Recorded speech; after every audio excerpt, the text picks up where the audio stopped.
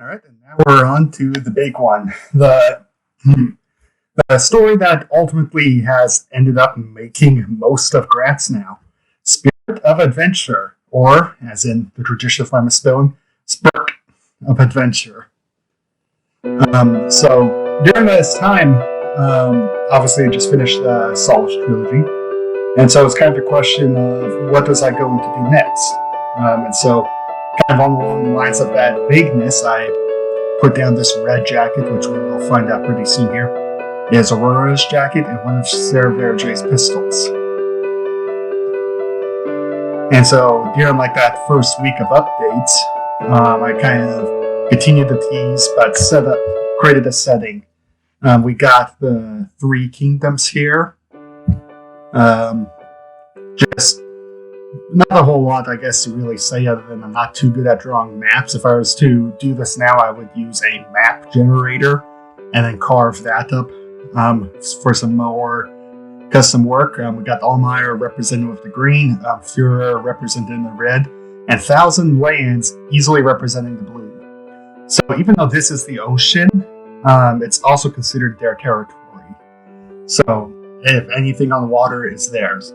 And at the setting of the story, we can actually see this dividing line here between the 2 kingdoms goes across the central city, putting that area in Almayer territory, which has gone and made up the story of Spirit of Adventure. Some other slight notes is this mountain range here creates a range shadow which forms the Madlands. So that's actually that right out over here.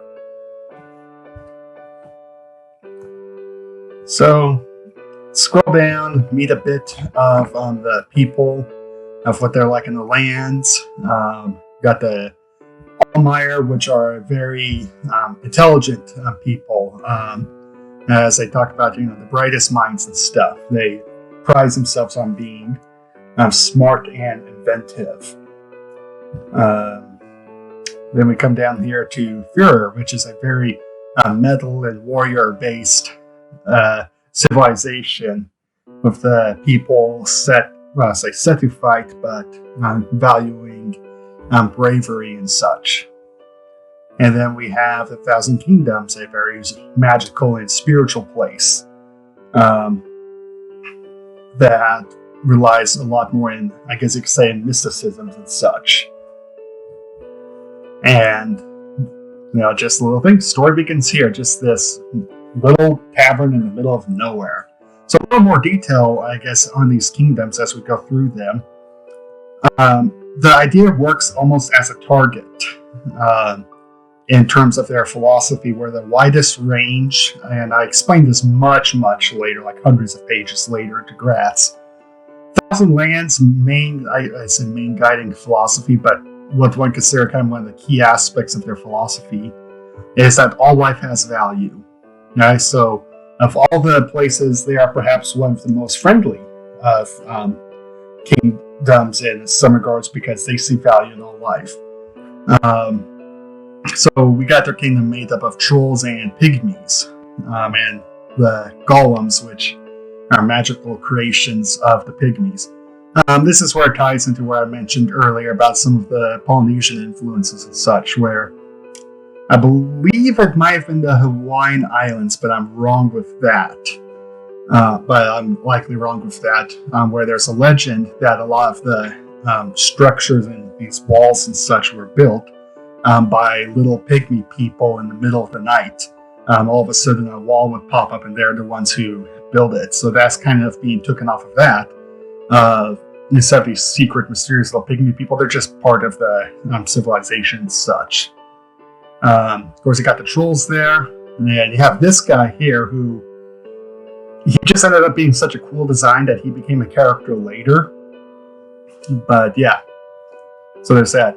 Now, Führer actually went through a bit of changes where these spiky shields were dropped. What they have was a very straight edge looking classic arming sword that got dropped for a much more cleaver like thing. Was going to have kind of not so much a elite core, but a shock core that would be made up of Taurans using these big axes, just taking advantage that since they're of a large size, they can be more heavily armed and armored and such. That got dropped nearly entirely. I can't remember if I used them as kind of honor guards for the king or if they just weren't in there at all. But yeah, that got dropped. And then we have the king himself, which was actually going to originally be a Vicruel group of people. But I was super influenced by Dark Souls 3 King Yorm, the fire giant.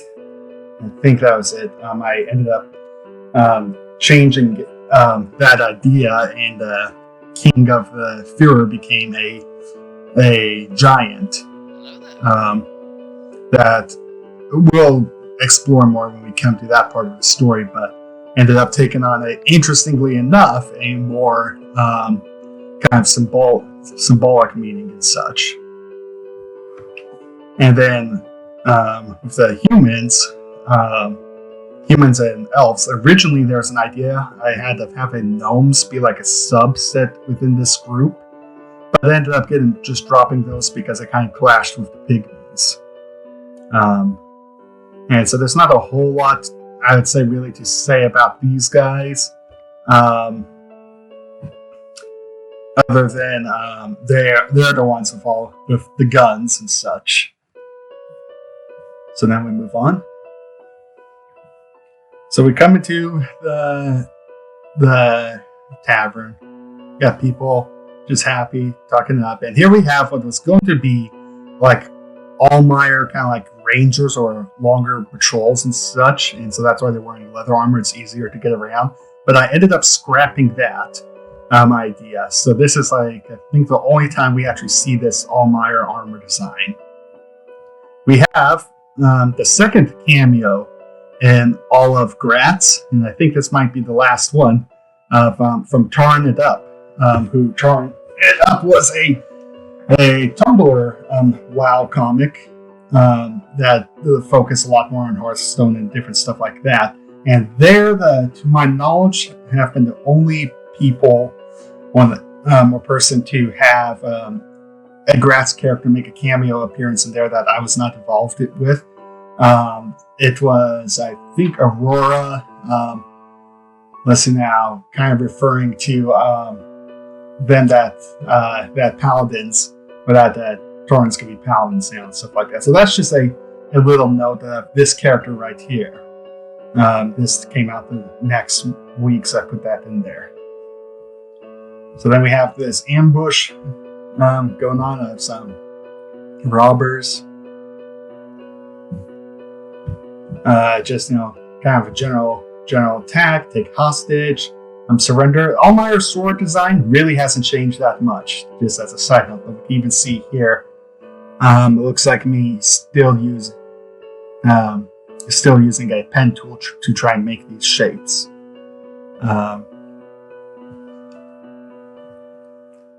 So, just a general robbery.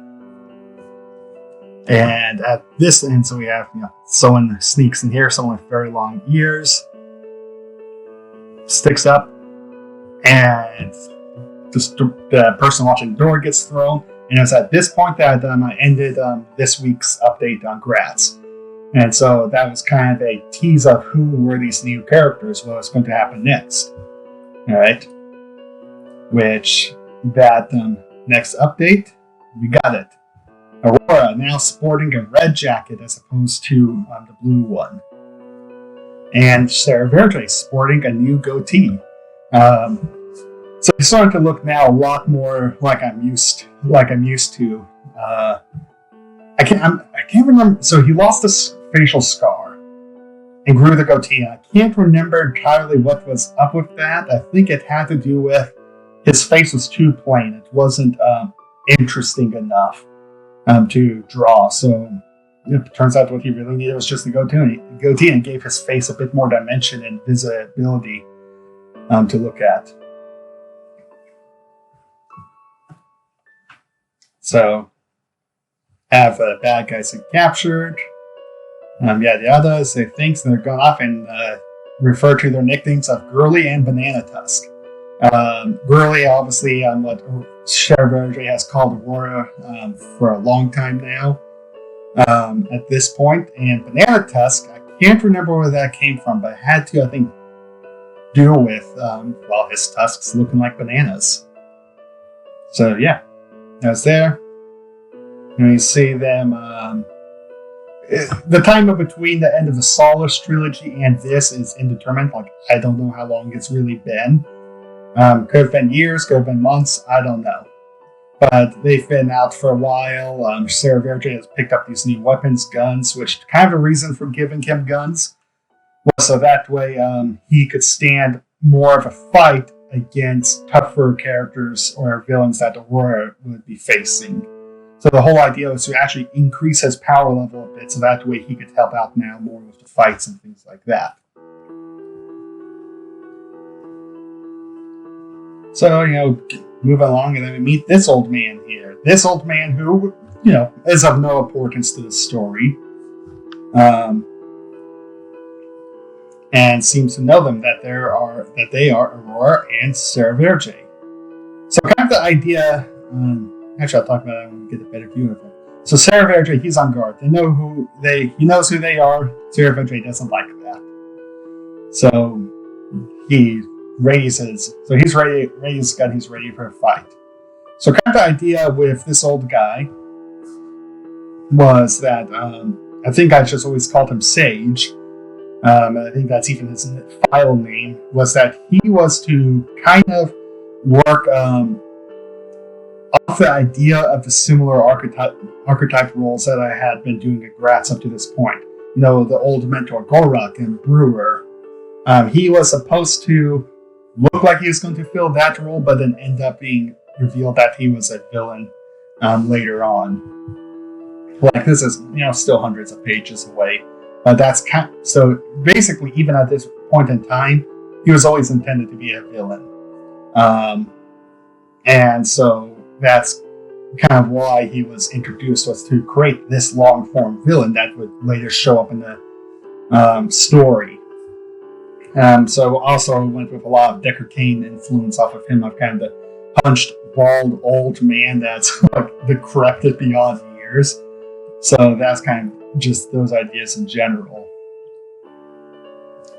So here we have a zoom in on the kind of the main central city and more. If I was to redo this page, I would actually make this whole, not peninsula, but this whole little island a city, as opposed to one up here and then just kind of these strange little offshoots and the port down here. I would have made this all the city. So that's just a note of how I would do things differently, because these areas never pop up again.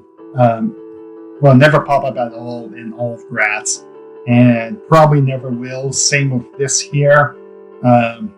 Never will. So yeah, I'm just explaining some stuff. We got the little magic ball thing, the Jeroboam, I think is what it's called.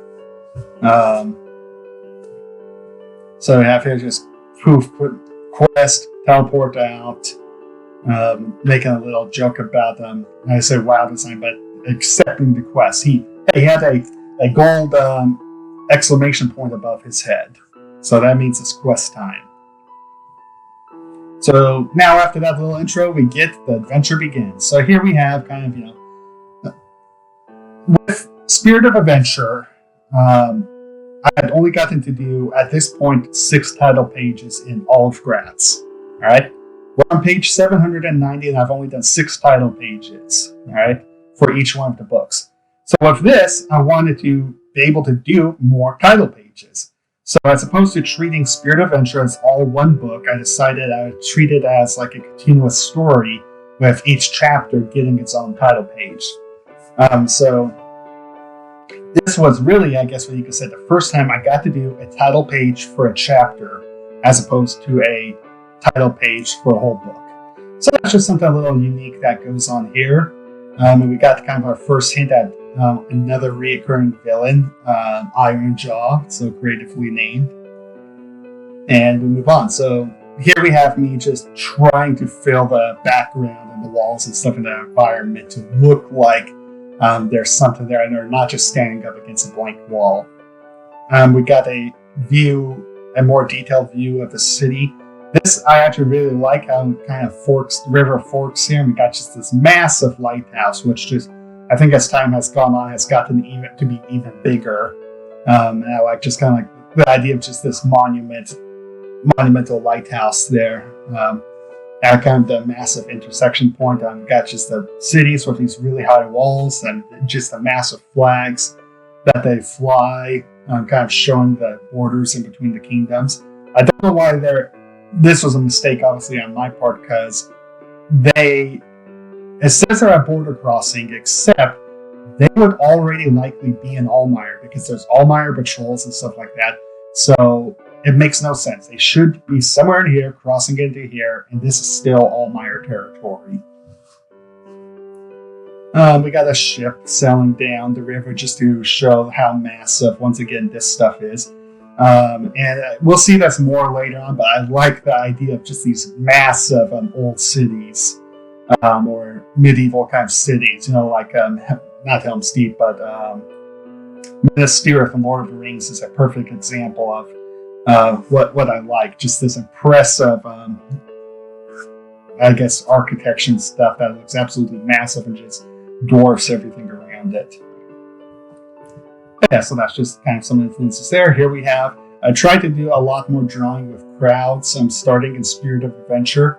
So we got some stuff like we got some semi-guards, once again, haven't quite fully figured out the Almire armor design by this point in time. Got people window shopping, got a farmer, got a businessman, got elves, got humans, so just a little bit of a mix. It looks like here I tried to make a repeating texture to do like cobblestone, to do like pavement or stonework, which I will actually get better with that later on in Spirit of Adventure, but this looks like some of the first attempts at it. Now here we see them passing that card and just, kind of talking. So, trying to fold stuff into, once again, fill the environment. Here's a little fruit stand. Here's the card that they're passing that we see here. Just give an idea more of kind of what they're around in. So we see, once again, just trying to create stuff. Here, what does the secret military complex looks like? It looks like a bunch of really long buildings. That's what it looks like. And a bit of humor coming from Sarah Verge, and making sure Aurora doesn't get too grumpy. And they're distracted. Someone comes up, kills one of the guards, and moves on in. Has to wear a hood and cloak because, someone's probably going to notice a big old dog man running around, but we get just kind of the first thing we see of him, aside from that thing, is probably arguably one of his most signature aspects of him visually. That is this mechanical metal claw arm of his. So we see kind of the aftermath, and they realize, hey, guards are gone, something's happened. We missed something important. And so they're going to go take a look. They find out it looks like there's been someone's gotten killed, and we see Sarah Verge throwing up his hood. This, with his design, is I wanted to show him how does he go into sneak mode, or how do we know when he's supposed to be sneaking? Well, the answer is easy. Give him this hood, and when the hood's up, he's supposed to be sneaking. Just create that visual idea of him sneaking, and while obviously rogues just turn invisible, well, we can't do that with this. As fun as that would be to draw invisible Sarah Verge, and super easy, that's not going to work because he can't use magic. So have to give him a visual thing. Try to give his idea of movement, toying more with speed lines and such to give this idea that he's like kind of running, jumping up this wall to get over this untextured wall. But that's just kind of that. I mean, nowadays I'd have this wall untextured with stone stuff. So this is just, I guess, another good case example of showing just the slow progress I've made over time, where even now we're in Spirited Adventure, which makes up the bulk of Gratz, still developing.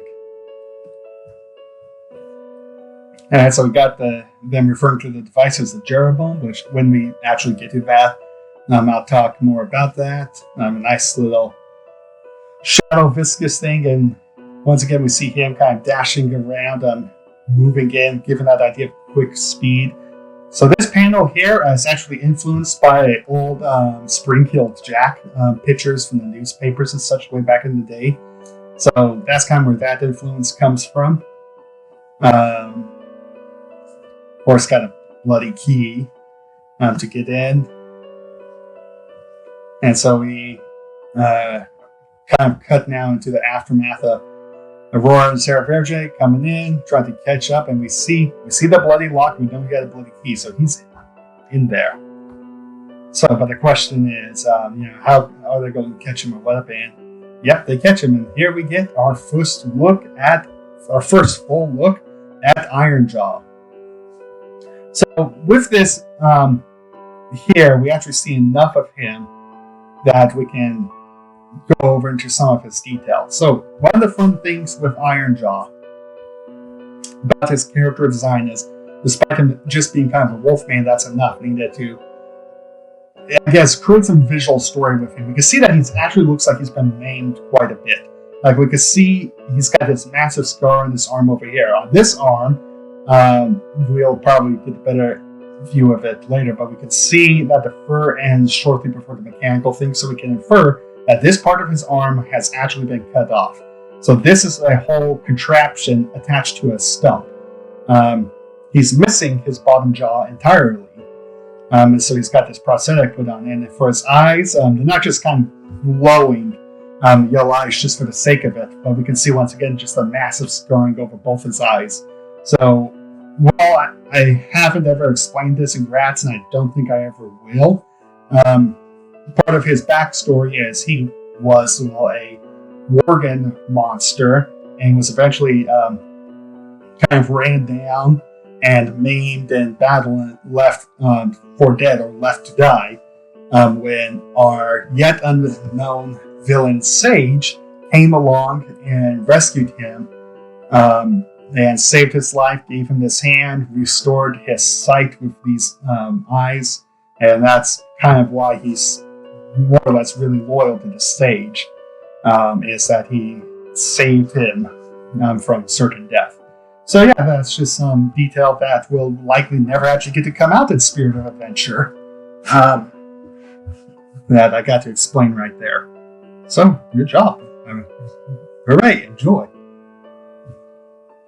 So, Sarah Padre is surprised because no one's seen a Worgen. All right, they don't know what a Worgen is. They don't know kind of what this monster is.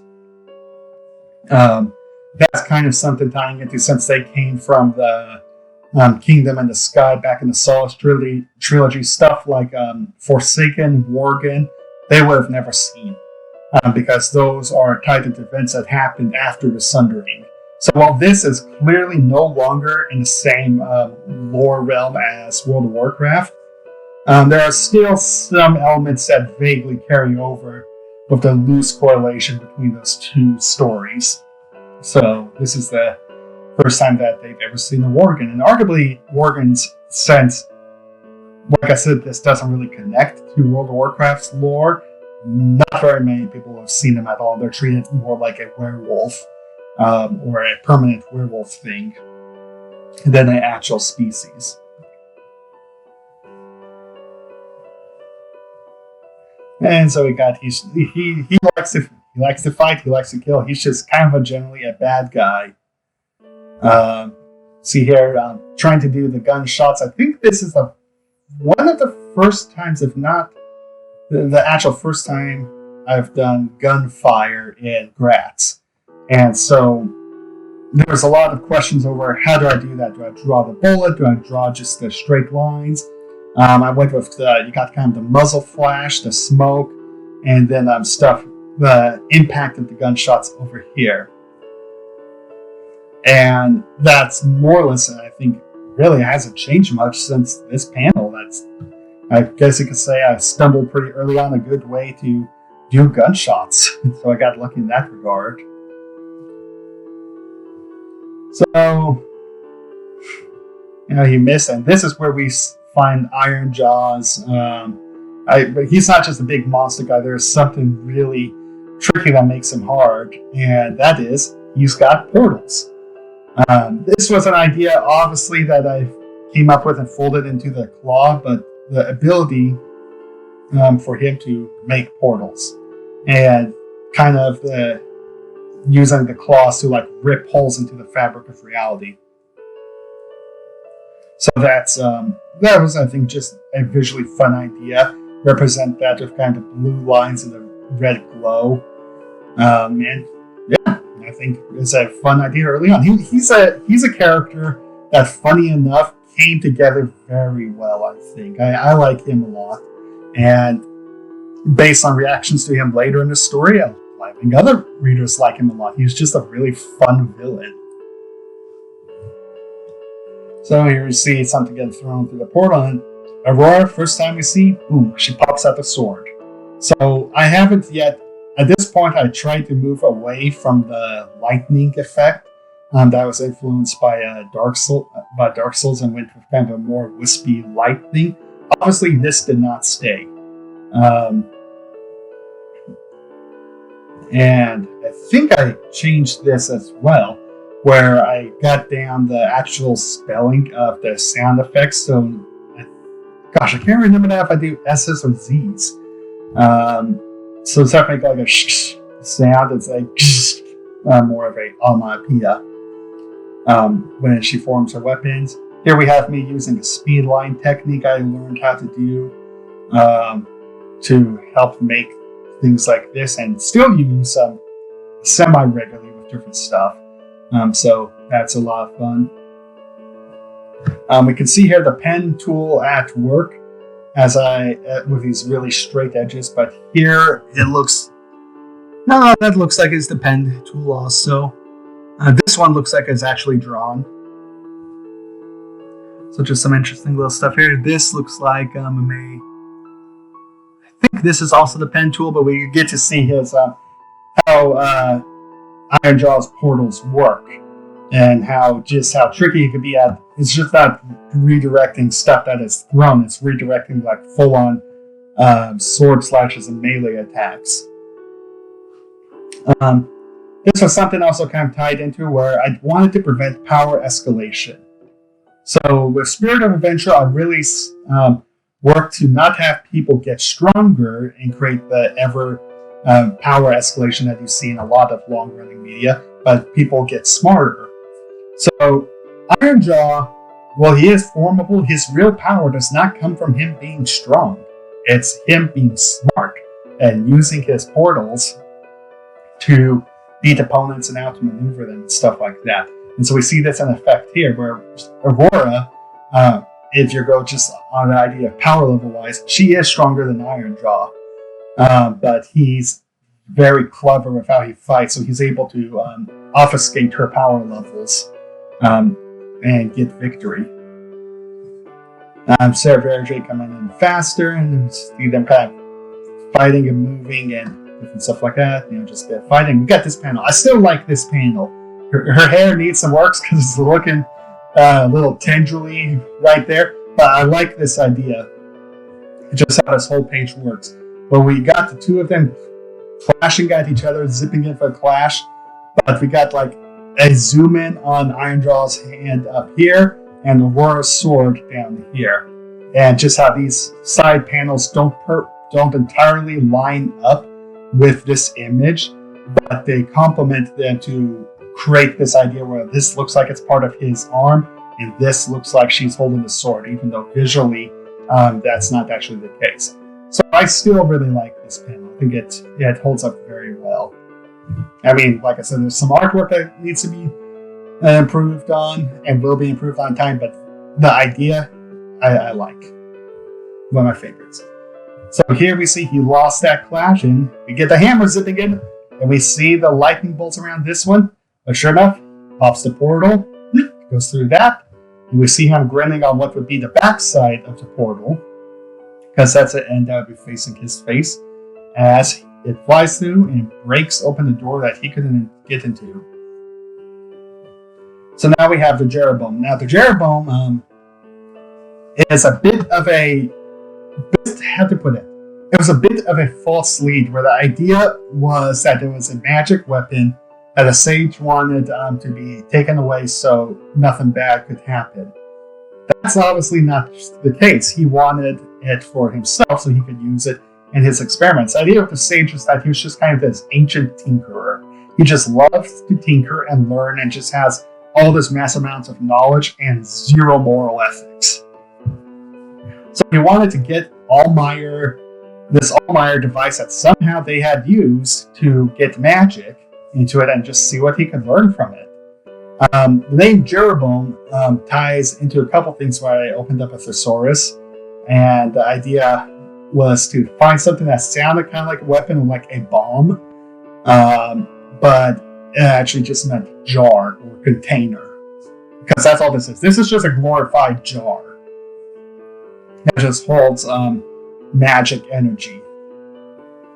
And so you see Aurora's mannequins is kind of like not their first heroic job, but a heroic job that they've screwed up and lost. So this is something kind of interesting. Along with doing chapters, I'm able to create more successes and failures for Aurora and Sarah to go through. And that's kind of what we see going on here, is their first adventure actually results in a failure. So we do the cutaway. This was something that I haven't always done because I sometimes forget about it, but I try to. At the end of every chapter, I'll do a cutaway to something significant happening elsewhere.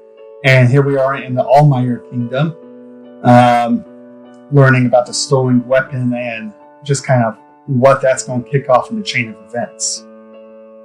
And here we have Ironjaw with the stolen jar, the Jeroboam. And we see he's talking to someone. So he's not working alone. He's working for someone else. We see it's kind of like this cave place. And he's not alone. There's other shadowy people that are with him. Now, interesting note, this is a slight change where I haven't quite figured out who all these characters were. And so this one right here was going to be a night elf. But I ended up dropping night elves and Draenei from the story more or less entirely.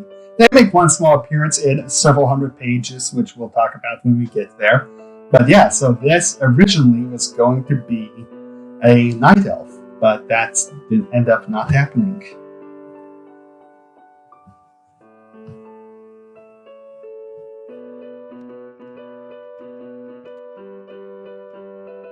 Alright, Eternal Guest. So this is a real interesting story, as in this is my first real attempt at trying to do a scary-ish kind of story. So you'll see, I guess, a lot of my experimentation with, I guess, horror tropes and different things like that.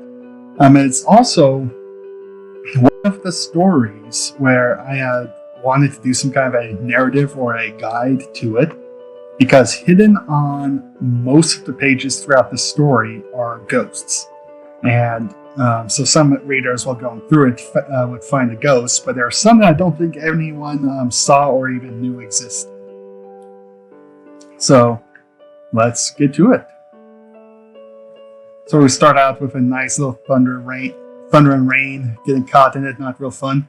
An interesting thing about this brush is this is just a elongated brush that has the opacity jitter on it to make it more transparent or not, and so that way it gives it the idea of depths, like how close or far it is. So that's just a nice little easy way to do thick heavy rain. And same down here, we got a scattered brush to make it look like droplets hitting the ground. So scattered brushes are a good friend for doing particle effects, or your friend when you do particle effects. So now we come to the end, where we meet one of the few other named characters within Gratz, Amber, and does their introduction, and we get our first ghost. Our first ghost is actually hidden right down in here. There's just it's very hard to see, but there's a person the head of a person right there.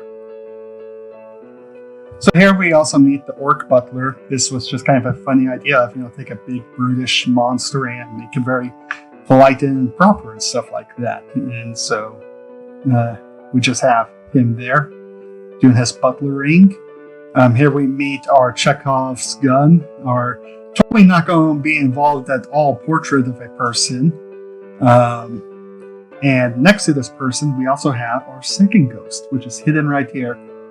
So you can more easily see it because their shoulder comes across the picture frame and into the picture itself, thus making it a more discernible lighter than just a tan to a lighter tan.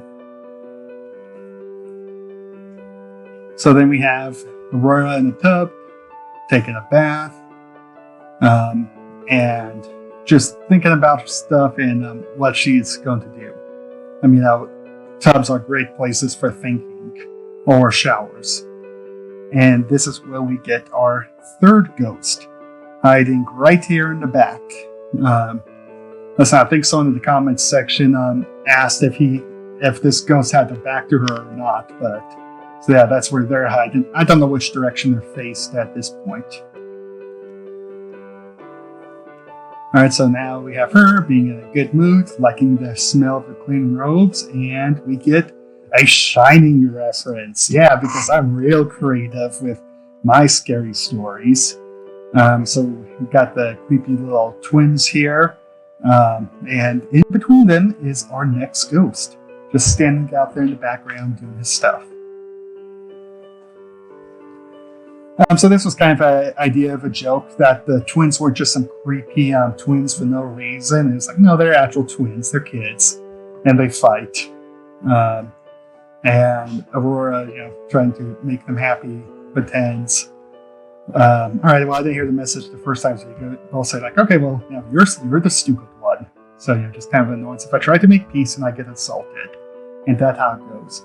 But here is also then where our next ghost is. As he goes strolling on by, you can see the leg, the shoe, and the other leg here. So kind of this shape here. So this is where we have another joke from The Shining of red rum, which instead of it being murder backwards, is just actual red rum. It's a drink. And I'm pretty sure I forgot to the chat buttons here.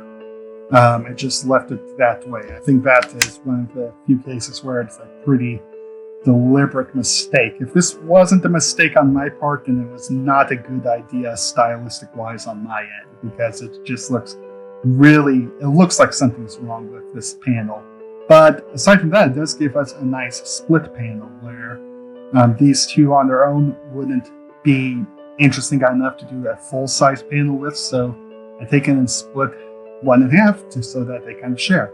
So just a little something that I occasionally started to do for having multiple smaller actions or something that wouldn't fill up a whole panel, so that way I could keep the pacing up a bit. And this is where we have our next ghost in the background. This one a little easier to see, mixing himself up a drink or something like that. We can also see Aurora enjoying a nice roast beef, peas, and potatoes. A very hearty meal, something I like. And look at the size of that cup. So we have Aurora trying to go find Sarah Verdre when she sees this ghost right here. No question where the ghost is hidden on this page. It is right here. So this was just kind of a fun idea I had of like a ghost walking down the hallway, and to really kind of sell that he's walking, I gave him a cane so you have the tink tink tink onomatopoeias playing while he moves, but he kind of disappears partway down. So just kind of like the idea of this half-formed ghost, but moving as if he has a fully formed body. So I thought that's just kind of a fun little spooky-ish idea. So then we have Aurora meeting yet another ghost. This one, Creepy Door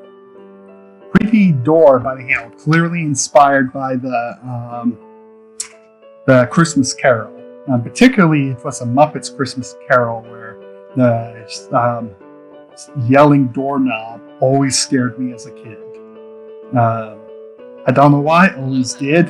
And so this is kind of a nod to that. And I do actually really like how this ended up looking, because it looks like it's sliding out from the door, and it's just like yeah, a happy little dumb face on it. But that Aurora's not having, and again, nice callback to her peeping problem. So we go through, and this is right away. Boom, next ghost right here. We're back to having hidden ghosts on the page. This one, some person in a dress walking down a hallway, some Victorian lady. At this point, I was trying to come up with different ways to style the ghosts instead of just the silhouetted, I don't even want to call it crosswalk person. So yeah, that's where she's at, and they're just arguing about some stuff. I mean, you can read. So we come here. Sarah Verge tries to drink, and Aurora was unsure if she was really just that drunk or if there's something going on, like they had been poisoned or something. Her glass is now properly sized, but looks like she was already drunk. Gotta be careful so she doesn't end up with another tattoo. And our ghost is hidden right here in this panel. Once again, kind of moving away from the crosswalk look design, and this one you can see it's a person hunched up right here in the background. That's on this panel. So we're trying to get to sleep, and creepy guy at the window, creepy ghost at the window, and terrifies her. So this was kind of an idea where after she had a drink, she would start to see more of the ghosts.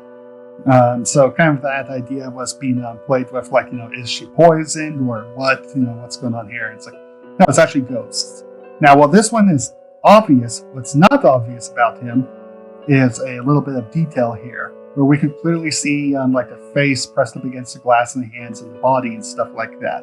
But this is where it gets a little more detailed. The body actually continues down past the picture frame and here on the ground with the legs coming back. So we can see that this is not a ghost looking in, but a ghost looking out.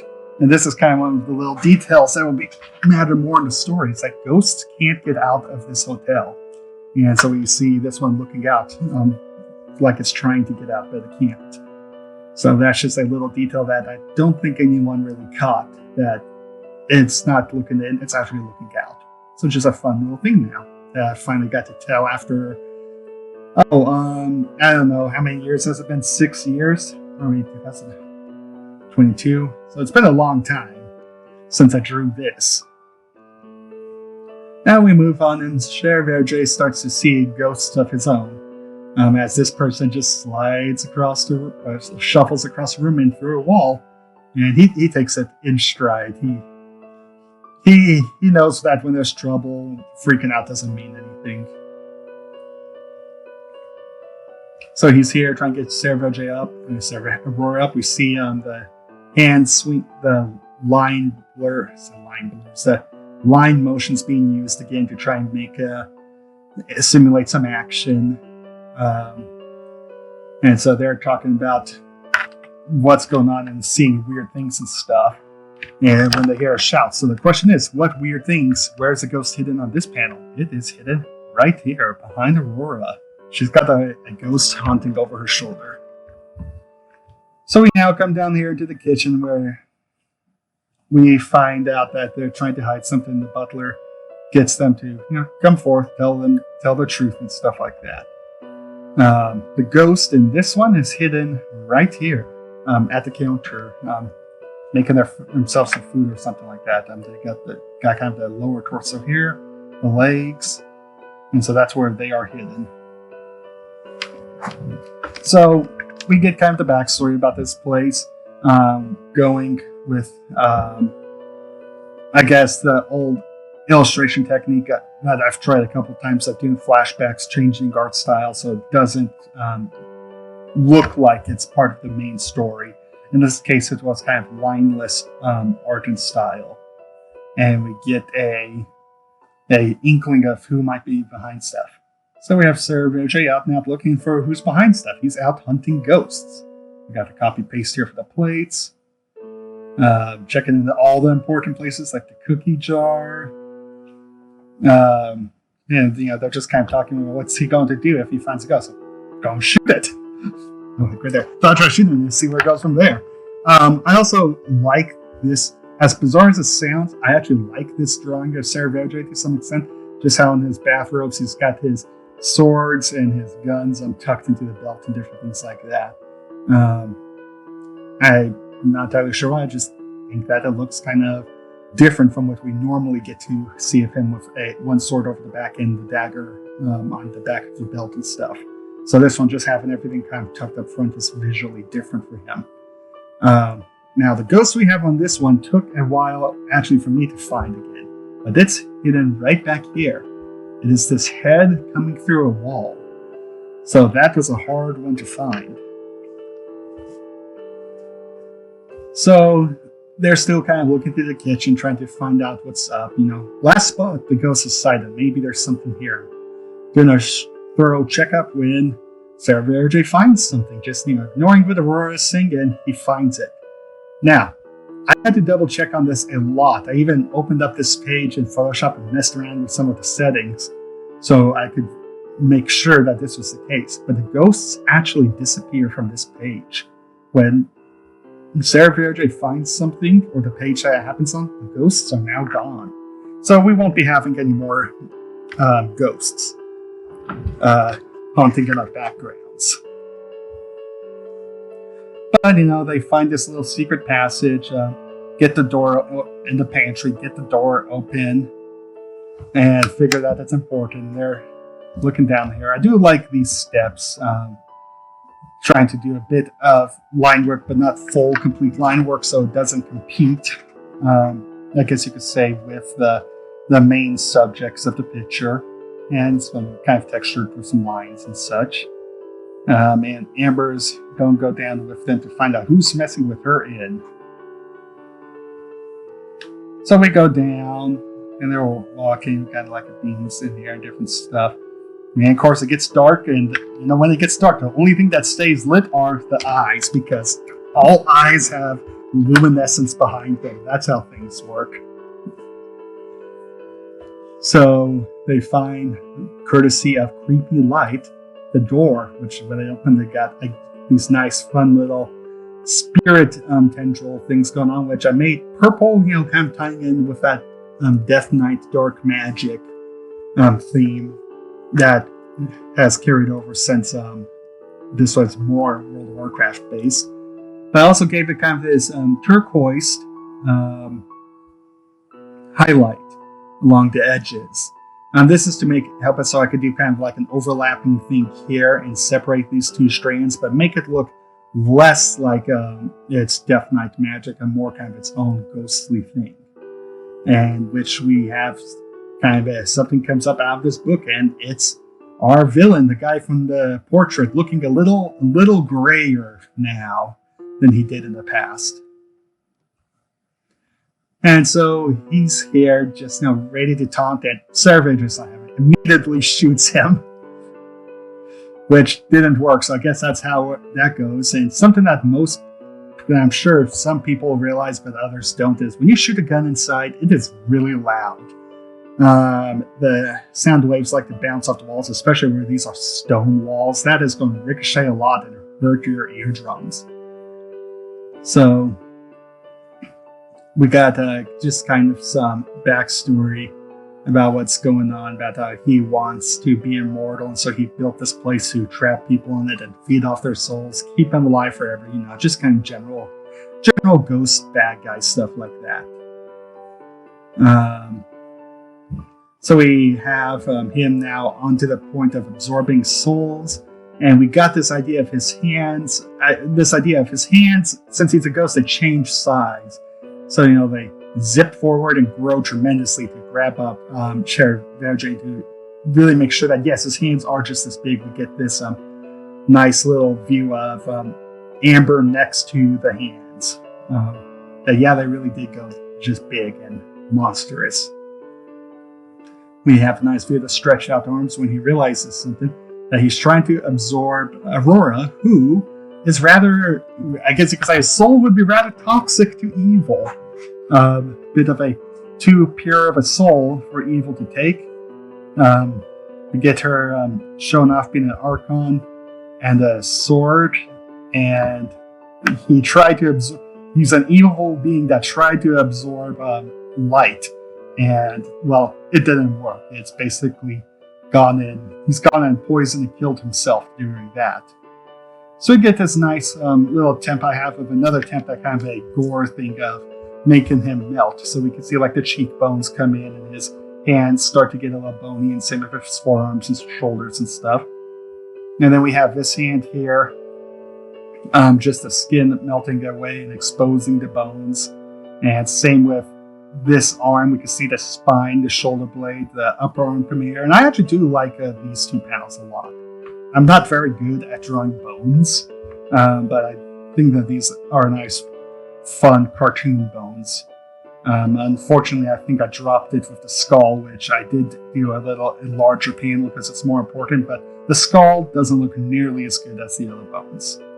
But yeah, so we got that going on, and the book sizzles up and closes. So now they're trying to decide what to do, and Aurora's like, well, just keep a secret. Like, all right, secret's safe, and that secret is safe. No one's going to find out about it.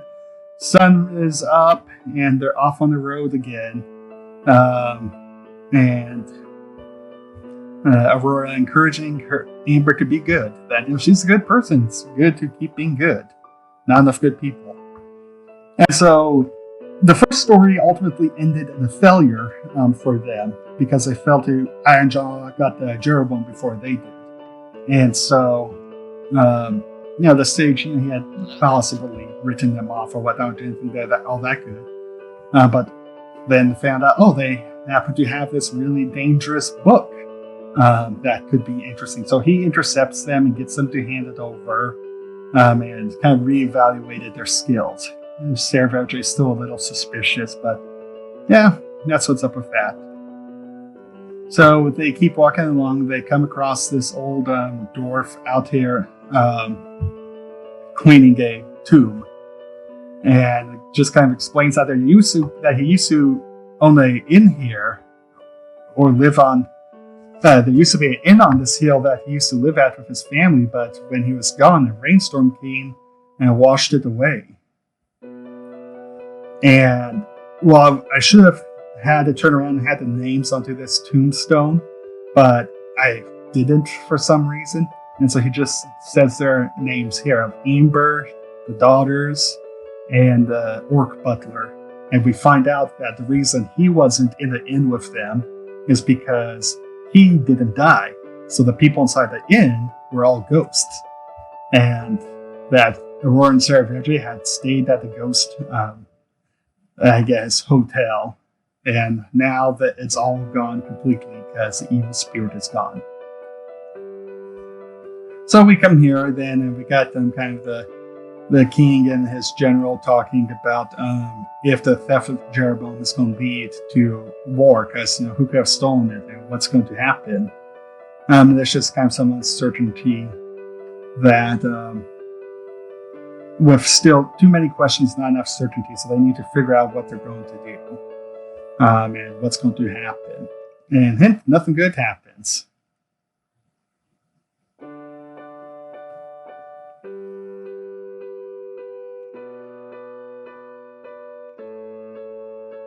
All right, on to the next book, Steam Love. So this one was a bit of a joke and a parody on I say bit of a joke, as an idea based off the steamy romance novels that WoW likes to make a joke with. And so this is where we get introduced to Tirea, our first new character really in Graz, that wasn't there at the start of the story. And so just a couple of things. We see me trying to draw a bit of machinery to fill in the environment to play with the idea of a steam engine and different things like that. And so yeah, we're moving on into this wonderful little story. So we see that Sheriff Verdre's guns are dirty, we need a plot to happen, so guess what? They get dirty now. Going around town, trying to talk to different people and figure out anyone who could fix up guns, which is a bit of a problem in Thur territory because they aren't real big on the whole gun thing, so you're not going to be too many gunsmiths.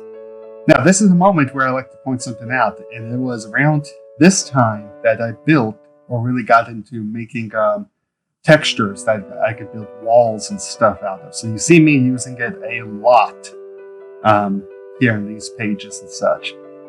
This texture, let's see now, try to find a good version of it. Let's just go with this one. This texture I actually refer to as stone misshape. I think number 1.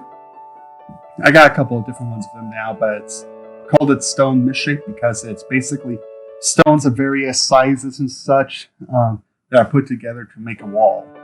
And I could just repeat and copy this texture multiple times to fill up a wall of any number of sizes that I want. So very useful tool for filling in your environments and such. And here we have Tirea. Now I don't think I've said this before in this commentary, but I am not the most clever stuff of naming characters. So Tirea got her name to play off a bit of Tiny Tirea. Alright, because she's a small, well, we'll see she's small. And so here we have our first real view, not in the title page, of Tirea, working on doing some kind of contraption. And customer, she's surprised and excited to be there. And she's just kind of a little bit spastic. Something's on fire, but it's not on fire. It's just progress to success. As she corrects us. Now, interesting thing here actually about this chat bubble I'm going to point out is these little spiky prong things to come out to simulate yelling. I've since improved this more, but rather than doing like a whole spiky yell box, I found it actually looks better and is more readable and easier to do than is just to make a bubble, add the tail of the speech bubble, and then just do some little horns off of it. Now, I've improved this even more, like I said, beyond this one, where I'll do like maybe a horn here, and a horn here, and maybe a small one here, and then maybe another small one here, or something like that, to just kind of create a balanced but not mirrored image look. And these would be of different lengths, but usually thinner. And so yeah, that's just an interesting little thing of how a chat bubble has evolved since this page. Now, another cool thing we can also see in this panel is, again, with the wall, where I can, having the lines on its own layer, and then the color behind that, I can make a new layer in between the two of those, and then using the select tool, select areas that I want to fill in the wall, individual stones, and then fill that in with a different color, like a brown or a lighter gray or darker gray and stuff, to create a bit of visual variety within that wall, so it's not all just one color. So again, just one of the other powerful tools of using, I guess, as we describe them as kind of texture files to help fill in an environment quicker, because this would take forever to draw. So we see whatever she's working on, got the fire blanket over it to smother it. She's got big work gloves on, and they're just kind of talking like, I like this little thing. Just kind of chatting back and forth, little fires about something. That just puts it out. So she's taking a look at the guns, and so some stuff in here are some vocabs actually to describe a gun. So we got, it says here, a over-under, meaning that the two barrels sit on top of each other as opposed to side by side. Break barrel, meaning that when you reload it, you'll actually I'm not actually sure now the proper way to describe it, but it's where you'll kind of open the gun apart, like we see on a hinge here, and put the rounds directly into the chamber, and then close it back up. We got the single action trigger, basically referring to that the trigger only has one. I think it only has one state, but when you pull it, it'll discharge the barrels. So you can't do a half pull or anything like that. So she's looking over some stuff, and we got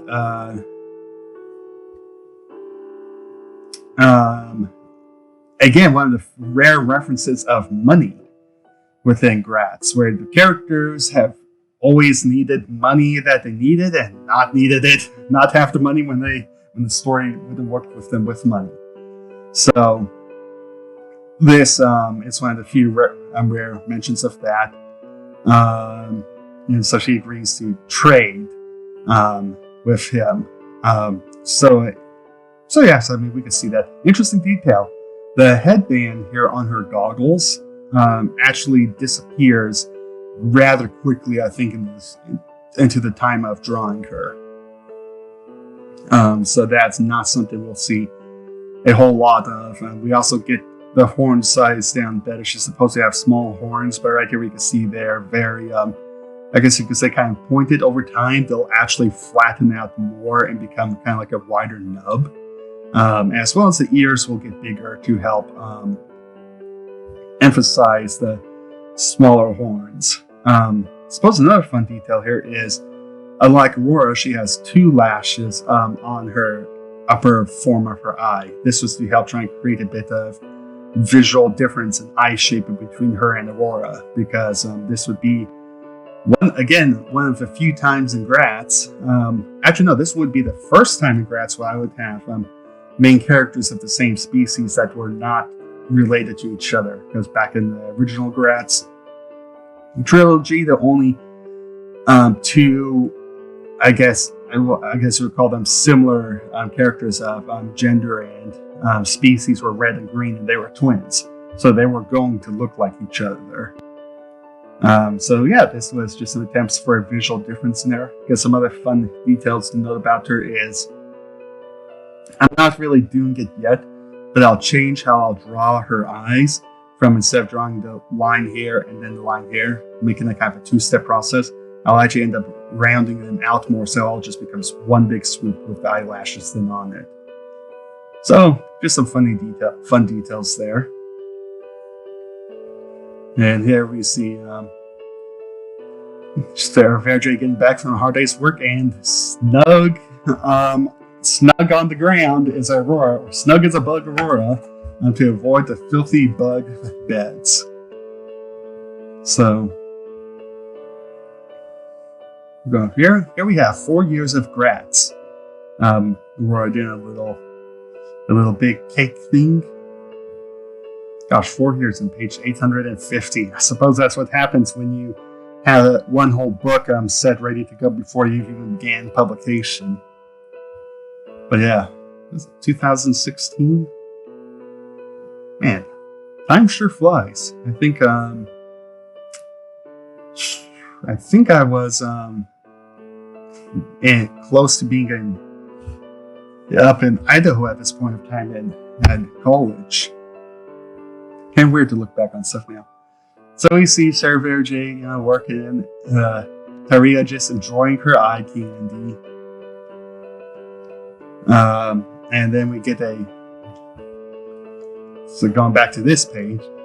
So this was just kind of a joke to help differentiate her for Aurora and make her I don't know what to say, hungry or thirsty or whatever the word is. I'm not entirely sure, but to create more of a different personality of her. Oh, and here we have another little detail. The little hairband thing that helps hold up her ponytail. That will disappear in time too. The ponytail will stay, but that little hair thing will go away. We can already see the straps that make up the goggles of hers are disappearing under her hair. And So yeah, it's just fun to look at the visual changes here, and we can even look at Serverj and his visual change, and see that this is an easy panel to see that he's put on muscle since Gratz, since the Solace trilogy, where he's now far more muscular than he was back in that. And this was just to try and create more visual complexity to the characters. So not just him, but to all characters in general and such. So like we can see more folding lines in the clothing and stuff going on here and things like that. So here Tirea is teaching Serverj a bit about how guns work, and that's kind of the audience. So of course, going on the slug round, which is just a solid slug, and then what they call a scatter shot, or something that throw out BBs. So we might think of this as like buckshot or birdshot. Judging from this, it looks closer maybe to being birdshot, but I think in time that this will change to be more similar to buckshot. One thing kind of I had just as a concept is that because let's see now, Allmeyer is the only group that or kingdom that uses guns, is I went with a very uniform design that they go with, where all guns, there is only one, I guess what we would refer to as caliber of gun. There's only one size of round, and it's more like a shotgun shells size round, and all guns use the size. There's no rifling in the barrel in case you're interested. It's all smooth bore, and the reasoning kind of for those developments is that Allmeyer, since they're the only ones who use guns, they're not needing to fire from real far away, because all the other kingdoms they're fighting, they're going on to getting close to them. So it's more important to develop a faster rate of fire than it was to develop accuracy over long ranges. So this is why they developed a chamber first before they developed the rifling on guns in the barrel. And just as it stands at this point in time, magazines have not yet been developed for guns. So all guns are single fire, open up the chamber, put in a round, close up the chamber, and fire again. So that's just how all guns work, and pretty much with the standardization that Allmeyer uses of ammo size, if you have a gun and you have an ammo, you got a weapon. That's kind of what they've gone with here. And so that's just kind of some flavoring for the setting and such. So, after Serverj just appreciating guns and Tirea's work. Got the end. Of course, it's going to be filthy and low cost, called Dead Rat. So, Tirea invites Serverj to stay with them, or stay with her. You know, go and try and get her crush in closer proximity. So we see them talking. Serverj explains to her what's going on, and she's all for it. She's like, "Yes, I don't want the bug place anymore. We're going here." So Tirea, I guess smugly or suggestively, I'm not even entirely sure how to describe it, is there to greet them, and guess what Serverj brings? He brings Aurora with her. And Tirea is not too thrilled about that. That he's got a tall, blonde girl with him. So she's not thrilled. So this is just some fun stuff playing around with her. So, you know, she's just being cold and grouchy.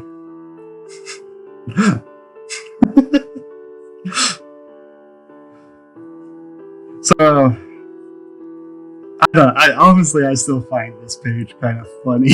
Just the sarcasm face of hers. Anyhow, so here we can see kind of the little yelling speech bubble lines starting to be more improved. We're seeing that they're shrinking down a bit, becoming more narrow, moving closer together, and occupying the corners of the bubble more. And we can see that again here.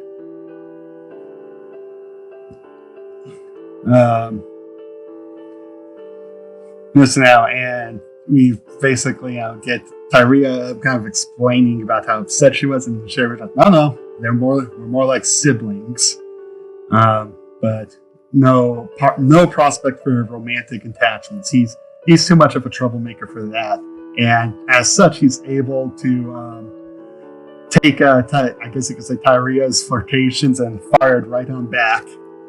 They're I don't know. I like the dynamic between the two of them. So yeah, just some fun stuff in there. I don't know entirely how to describe it, but that Tirea likes to flirt. Sarah Verge doesn't do that too much, but he's clever, so he can go toe to toe with her in, I guess, games. So they're talking different stuff. Not much there. It's just a chat bubble on page. But now that Tirea knows there's nothing between Aurora and Sarah Verge, she's far more friendly to Aurora, and they talk and just get to know each other a bit more. And such, but just kind of that, starting to know each other. This was actually, we'll see more of this later, but this was actually kind of one of the dynamics that took a little bit to figure out. It's pretty easy and obvious how Tirea and Sarah Verge were going to connect. It was also already been established and became more solidified on how Aurora and Sarah Verge were going to connect. So now, how do I close up this triangle? How do Tirea and Aurora connect? And so this was just kind of starting to poke around that and figure that out. There's a story later on where I really dive into this concept and get their relationship down. But yeah, that's just kind of where we're at. So we got them talking, learning a bit about Tirea, about how does a person of Führer get into gun design. All right, something that would be very anti-Führer in their culture and stuff. How does that happen? And in many respects, Tirea is a fun character, kind of because of this. I guess this dynamic where she enjoys guns. She likes guns, but they're not part of her culture. But she doesn't hate her culture. She likes being a person of Führer. And so it's just kind of, I guess you could say, a split between two enjoyments of, I enjoy Führer and I like guns, right? So why can't they mix, or the struggle to try and get these two things to mix that really, in her own eyes, shouldn't be opposed entirely to each other. They're just not part of each other, but there's no real reason why they can't mix. They're not opposites, So just kind of an exploration of that idea in her character and stuff. And this is one of the elements I think that makes her a bit more fun. And different from Aurora and Sarah Verge, because Aurora and Sarah Verge have no connection to the kingdoms of this land. They literally fell out of the sky, so they have no history or connection with these places. But Tirea does. She grew up in Führer and likes it there, the people and stuff there. And she likes Almayer technology. And while it's never really explained, because I don't have a good way to naturally explain it in the story so far, and probably never will. Why is her hair blue? Well, it's a magic dye that she got from Thousand Lands to change her hair color. Blue, for the record, is her favorite color. Probably why she likes blueberry hair. But yeah, so she's like I said, in many respects, she's perhaps one of the most complicated characters of all the elements that come together to mix together to make her. And so I think she's a lot of fun story-wise, and it ends up being a really great addition to the team. But we're not there yet. We'll get there later. So here we have her now asking Sarah Verge where's home. And so, she's not part of the team yet, so he has to try and hide that him and Aurora, they fell out of the sky. How do you explain that to someone and not go into detail about everything there? And so he's just kind of vague about kind of his history, growing up in the streets, running to Aurora, and how she helped him basically become a good person. And we have the big question here: do you want a home? And he doesn't even know. This is something that still hasn't entirely been resolved within Gratz at this point, and it's almost 1,000 pages later. But Sarah Verge just kind of, for a long time, and really his only motivation is to follow Aurora around and keep her out of trouble. This was to kind of start to hint at and explore what does Sarah Verge want. We know what Aurora wants. She wants to do good, right? She's a good person. She wants to go around and help others and be worthy of her powers that way. What does Sarah Verge want? And he's not even really entirely sure what he wants. And so this is just kind of an exploration of who is he outside, or starting exploration of who is he outside of Aurora. And at this point in time, he doesn't have a real answer for that. So we find here that their time together is coming close, as Aurora's got them a job of escorting a caravan which will take them away. And this kind of distresses Tirea a bit, as they're going to be leaving soon, so she's going to have to figure something out here quick. So we see her working in the shop, putting some stuff together and finishing it in time. So get it shown to Sarah Verge where the box changes size. I still struggle getting size consistency, and lots of consistencies down with Gratz, but and we see that it's not only are his guns fixed, she's improved upon them. The biggest thing she did was put a dual stage trigger, so basically she says here he can now fire the top cylinder with half a pole and the bottom cylinder with the rest of the pole. So this was a way to help try and mix up his fighting styles. So he could fire 4 shots independently of each other with the half trigger pulse, or if he just needed to dump ammo into something to try and drop it, just one full trigger pull and it'll fire all the ammo it has. And so we got that, and she's going to teach him about how to take care of the guns and different stuff. And so we come now, after all that, to them out on the road, Sarah Verge thinking about something that happened after the training. And he's still trying to figure out what it means. Got right here, I see where Tirea is saying that she'd like to have Sarah Verge around longer. And he's trying to figure out what it all means. He's trying to make sense of these experiences in his life, and these new experiences in his life. And so it's a little rough. And here, as a side note, well, this is not the first time I think I've done this mouth design. It was something that I was trying to do in Spirit of Adventure, is really being more consistent with mouth design. Unfortunately, I decided to try and be consistent in exactly the wrong way, by keeping this side cut into the face going. So that's what's been happening.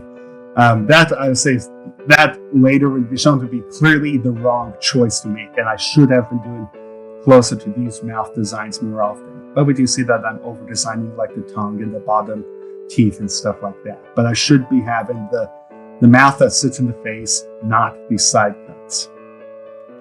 But yeah, so this was a largely Sarah Verge focused story. We meet Tirea, a new character that's not yet joined.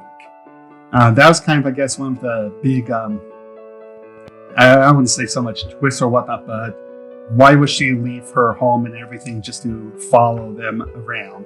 Even if she does have a crush on Sarah Verge, why would she do that? It didn't make a whole lot of sense for her to do that, so I decided that no, she wasn't going to follow quite yet. It'll be soon, but not yet. So that's kind of how this story ends, and really, it's interesting that this is like the third chapter of Spirit of Adventure, page 865, when we first meet what would become one of the major characters, and one of, I'd say, the most interesting characters in a lot of regards, just in between design and how they fit with everything in all of Gratz. So yeah, kind of a fun story. There's a lot that I like about it, and really excited on what it ended up leading to. And so here we have a cutaway from all that good stuff to what's going on in the kingdom. And we have here that the king has been killed. The general it refutes that he did anything, and yada yada yada. He's basically going to be sentenced to death by torture. And so that's kind of what's going on in the kingdom here. You know, things are going bad, so we need to figure out what's going on. Well, we'll find out what's going on later.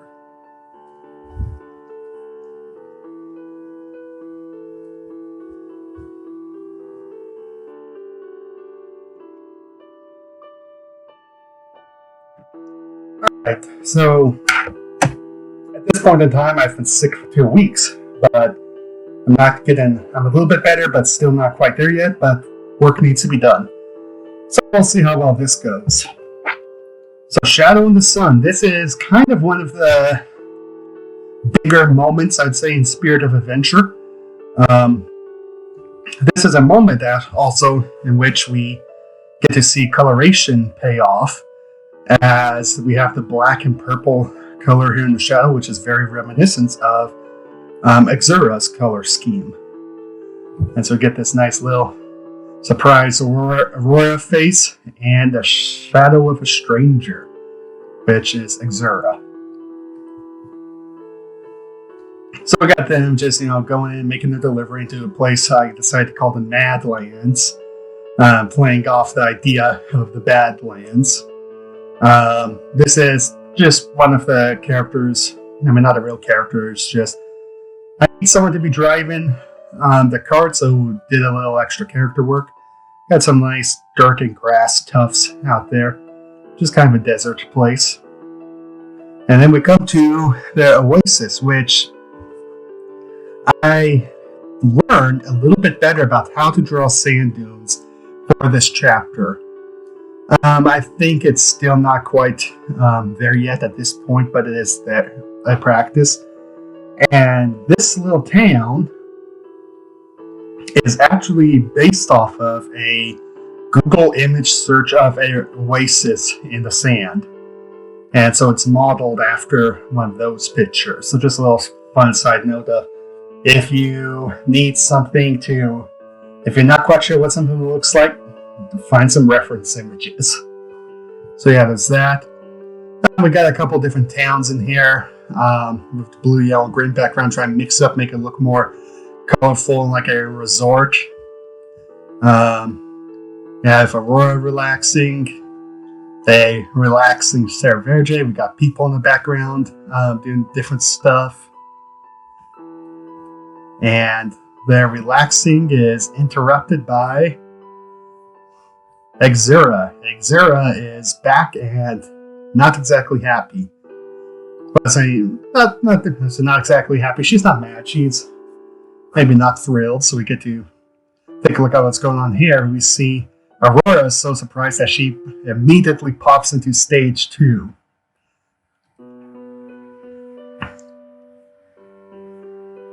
And so we just see this little awkward moment is drawing a lot of attention from people. And so Aurora storms off in a huff. So here we get a nice little montage of Aurora going off on her own just to be angry. She's mad. She's floating mad. Kind of sad and thinking. And it's just really sad and needs to give something a squeeze. So fun note. Sea otters and river otters are actually one of my favorite animals. And I have a stuffed sea otter. And so that is what she's squeezing here, is a reference to a stuffed sea otter I have. So yeah, so that's just a fun little thing. So we have Aurora just hanging out, tired and slightly drunk when the alarms go off, and we hear that the village is being attacked by these weird cloth masked people. I mean, not a whole lot, I just thought it was a interesting idea, color-wise with them. Moving on. So we see them burning stuff, dragging people with ropes. And then Aurora's out there to help stop them. Only she can't get her power working. Too drunk and tired to get it to work. So she has to fist fight. Drunk, tired, and injured, and powers, as she says, should still be able to go, but can't. So she's slowly starting to fade. Some notes kind of going on here with this blood strain was more practice on trying to. One of the biggest problems I have is get down to the viscosity of blood. It's a pain. So we see that going on here. And we get a flashback to Solace, or the Kingdom of the Sky. We see they've got the temple here, stuff on fire, and Aurora waking up from a bad dream. So, as a side note, this guy here was in one of the backgrounds, just kind of hanging out in a shirt, or in a relaxing shirt. Kind of what that is implying, or some background story, is that the troops stationed here, I think I call this Fort Clearwater, really weren't doing their jobs. They were just kind of hanging out and relaxing and different things like that. And so they were completely blindsided by this attack. Looking for Sarah Verge and find out that he got captured. Yeah, somehow they captured Sarah Verge, but we'll see how long that lasts.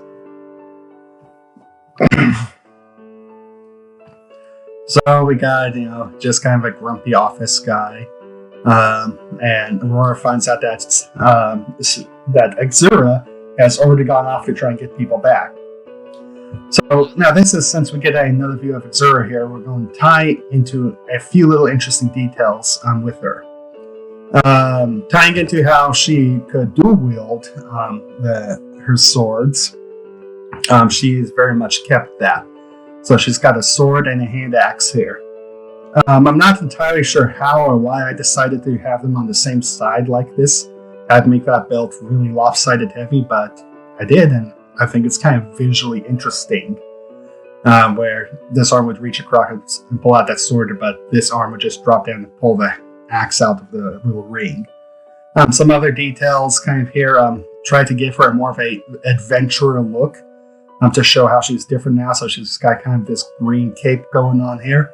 And go and talk about this. The breastplate on her, funny enough, was actually originally steel. So it was a gray color, kind of like these. But it looked too similar to her actual color. So it looked like she just had her knockers out there. So all the steel got replaced with kind of a bronze on her. And I'll see if there's a better panel with this to discuss. So we see them walking, Aurora being grumpy, falling down, and just not having it with Exura, just being grouchy towards her, still angry. So we get Exura's apology, kind of about how she didn't want to survive, and that she's sorry that she did. Just, I guess, I'm not entirely sure how to describe it, but a survivor's guilt would perhaps be a close way to describe it. So we get to a bit backstory to find out what happened here, and we find out that unlike Sarah, Virgil, and Aurora, when they survived the kingdom falling out of the sky, they just kind of landed on the platform in the ocean. Xura was washed up elsewhere and was badly injured. So we get some scenes here. Her horn has gone missing or broken.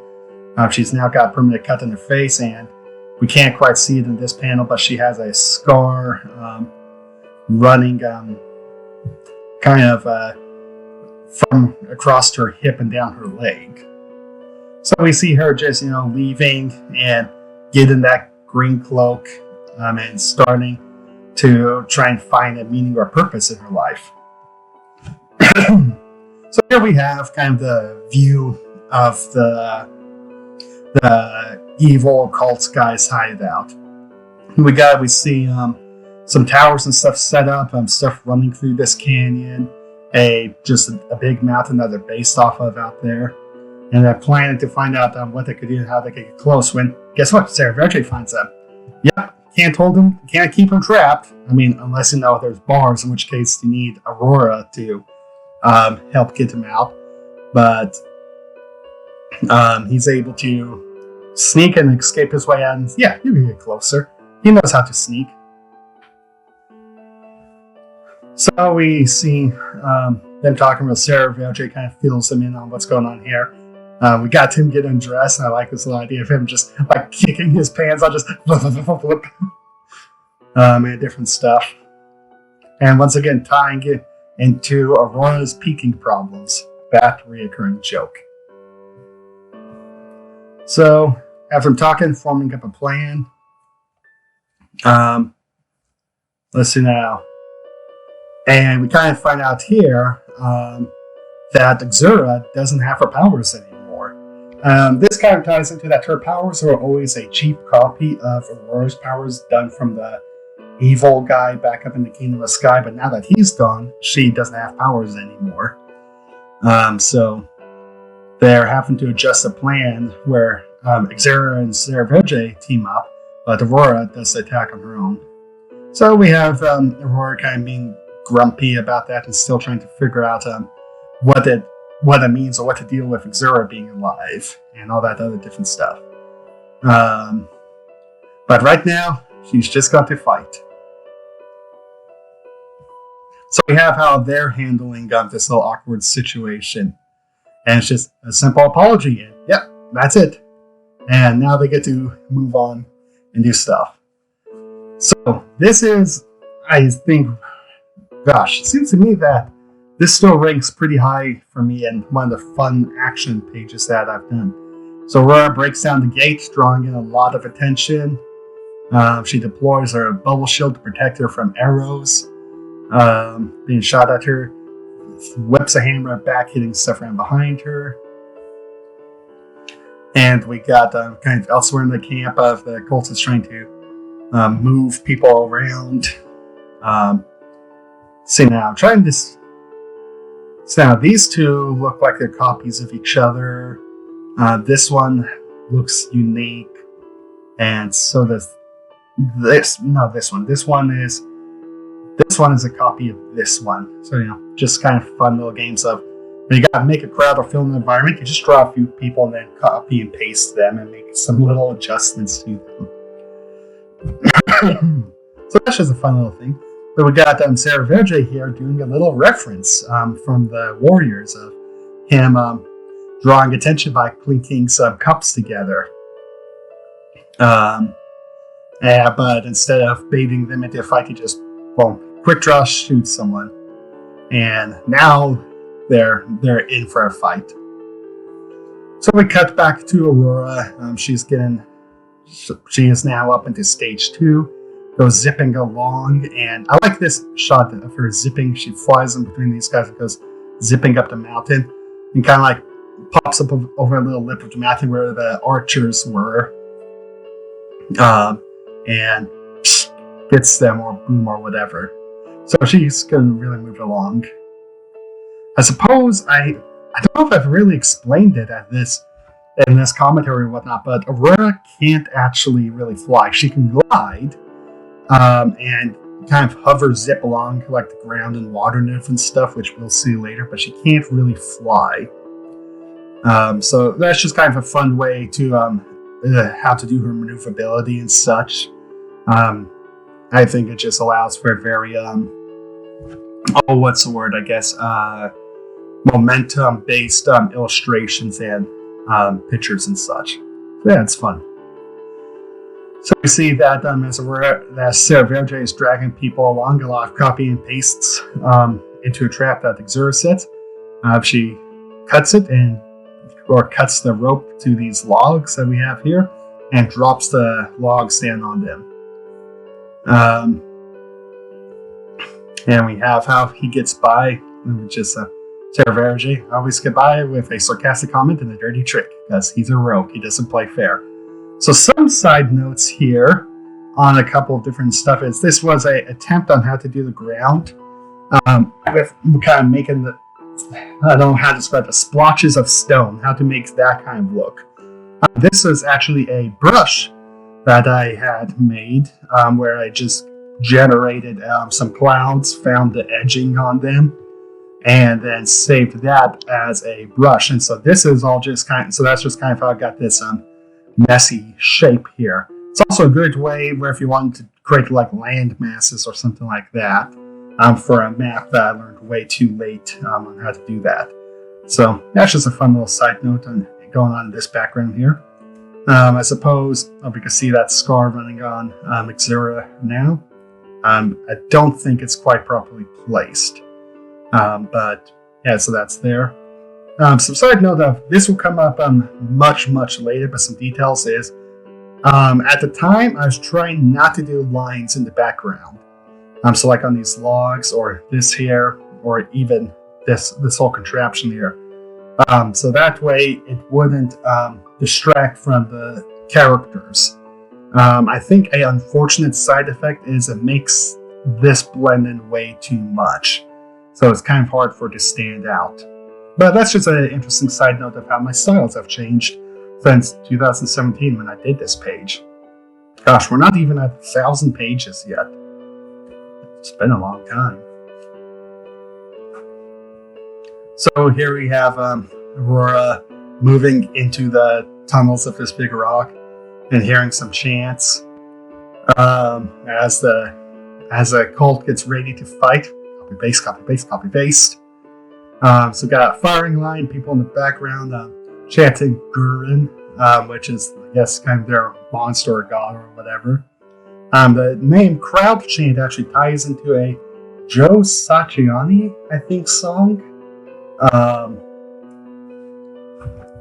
That's just a guitar instrumental between him and the crowd. That's really fun. So yeah, that's just a nice little reference there. So here we have Sarah Verge and Xura fighting. We get to see that their fighting is a bit more, I guess you could say, messy and visceral than Aurora. They aren't as fast or as strong. So we got a nice little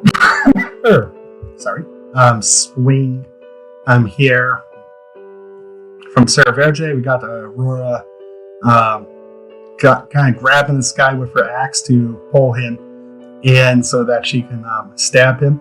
I like her sword design too, just as a fun note. I like this little thick, wider tip on it. I think we'll find that the Führer swords look a lot like that. So we have Sarah Verge dropping his dagger to pull out his gun so he can shoot someone there. Someone's head just got lopped off and is bouncing along. And so we can see that they're getting tired of having to do a lot of fighting. They don't have Aurora's unlimited energy. So we go up inside the cave where Aurora's already trashed people. And we got just a real big Dragonborn looking reference here. of what would be their leader before he immediately gets vaporized by Aurora, who's like, yeah, not that tough. So we have Aurora going in and seeing this purple light where she finds the Jeroboam from the start of the story. It's back, and along with that being back is it's Ironjaw. Ironjaw is back again. So this is where we see that effect of me wanting to make reoccurring characters or villains for them to fight. This is the first time we actually get to see that pay off, and that is with Ironjaw here. Somehow he's got these claws under the rope, but yeah. So we have them squaring up to fight. Oh, I really got those claws under that rope. And they're just kind of talking back and forth, and kind of find that Ironjaw isn't so much the leader of the cult, it's just that this is a opportunity for something that he's involved in. So he takes his warp claws and pew, just puncture the big energy container bomb. And so we see me trying to draw magic waves, or that looks like, coming out here, and filling in runes that he has carved onto this monster. That's kind of, I can't remember if I explained this or not, but kind of tying into that book of resurrection that Aurora gave the old sage. Those runes are now being used on this big rock monster to revive it. And so we see those two stories kind of coming together. And we see him make a portal, and Aurora follows him out to get out the big rock monster. Cut away to the prisoners being freed. And we hear this big, this big rumble going on, and the monster wakes up. Or it's waking up, and as waking up, we have a showdown on top of the monster, except it's not a showdown, it's a trap. We find out that Ironjaw let Aurora come through that portal for a reason. That is, so she could get ambushed by Sting here. Which, I mean, I don't got a whole lot to say about him. I just thought he was a kind of a cool fighter guy, with kind of this whip and kind of how it spins around him. I see corkscrews. You can see here, I'm kind of tying it much like with Ironjaw, just the maiming, scarring that a lot of the sage's followers seem to have. So this implies that something happened to his heart here, and that the sage saved him from it. Now, once again, this is never actually explained. It's just implied detail, or story through details of characters. We see here that Aurora is closing up her arm already as she begins to heal. Got more stuff as the monster wakes up. You see a nice little look of its eyes as it comes up. Once again, we see that that map stuff being used to make the ground. And we got a big old monster coming up, which Sergej points out, yeah, they're not fighting that Aurora is. I like this idea for this monster, kind of how he's got like these big, massive rock ridges coming along its back to kind of make up a spine thing, and it's kind of like hunched over. So yeah, I like it. I mean, I think it's just a really fun monster. So we cut away to Aurora fighting against Sting. We see Ironjaw using the portals to negate, but to mess with Aurora's projectiles as she tries to shoot some orb lights, but he opens a portal, so they're aiming at her.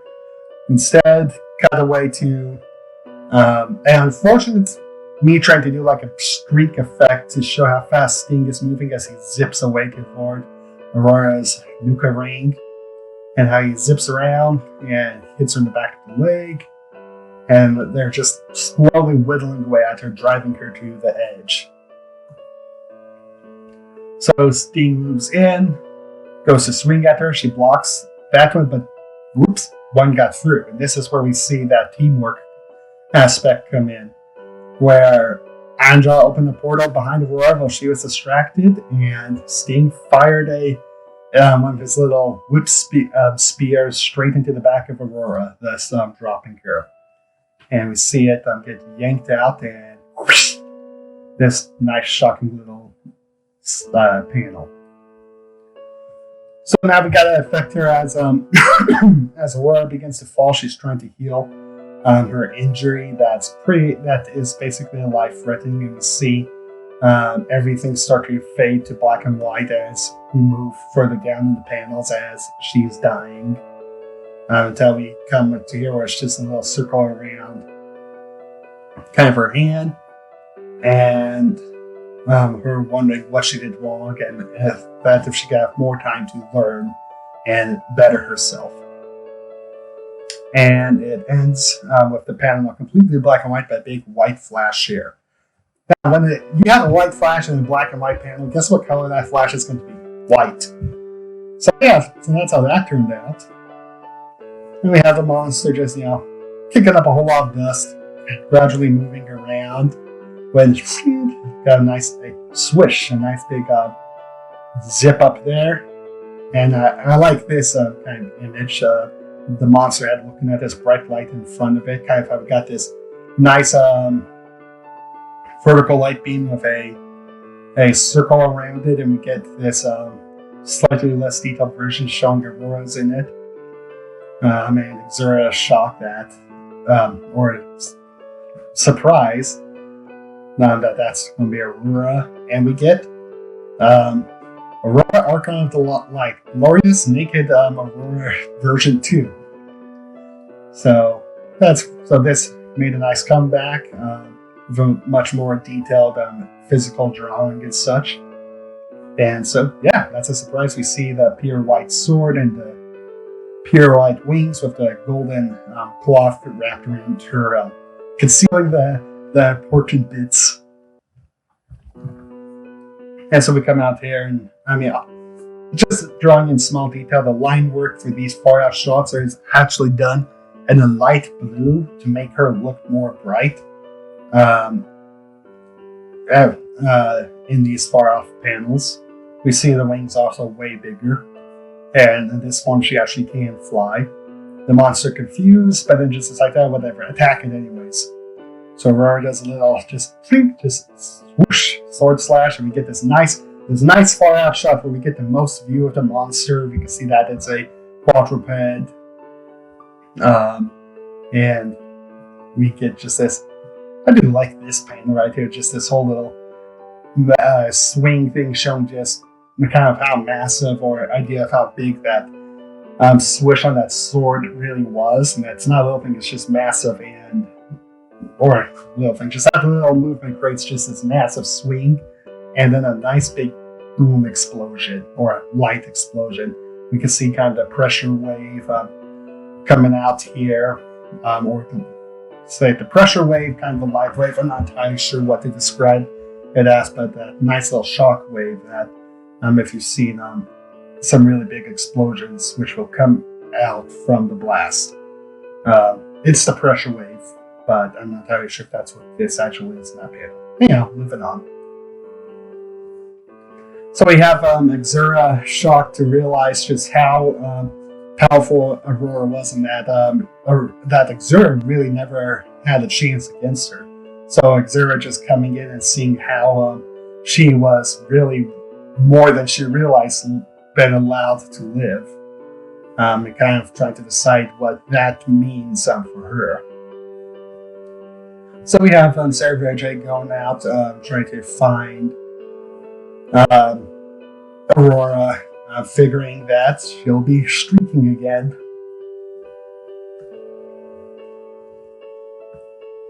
So now, yep, still not doing the line work. Once again, this is one of those things where I would now put lines around these logs and this rope and such, because they're more in the foreground and interacting more with Sarah Verge. So that's just a nice little interesting thing to look at once again from the learning experiences.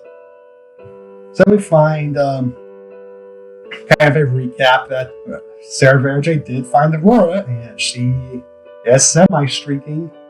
Xura had already left by the time they got back to the fort, saying that she was scared of what death would bring her. She was afraid to face the consequences of what Aurora would do after seeing that reaction.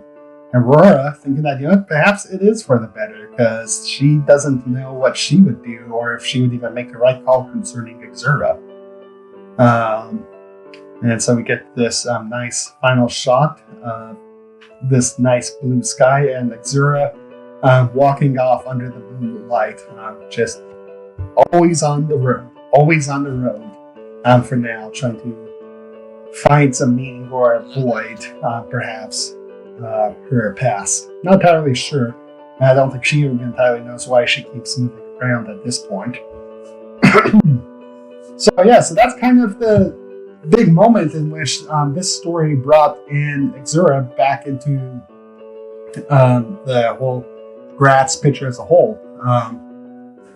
Came in an exaltation at the end of the Gratz trilogy, and I'm not entirely sure when or how, but I decided that, Xura needs to come back. She needs, she's still got a bit more story to tell. That this person that was created by evil for the purpose of being a tool and a copy to fight Aurora, but in the end kind of saw how wrong things were and how right Aurora was and stuff, and it didn't quite seem right that type of person should be, we're just being condemned to death because she didn't know I guess you could say, the truth of things.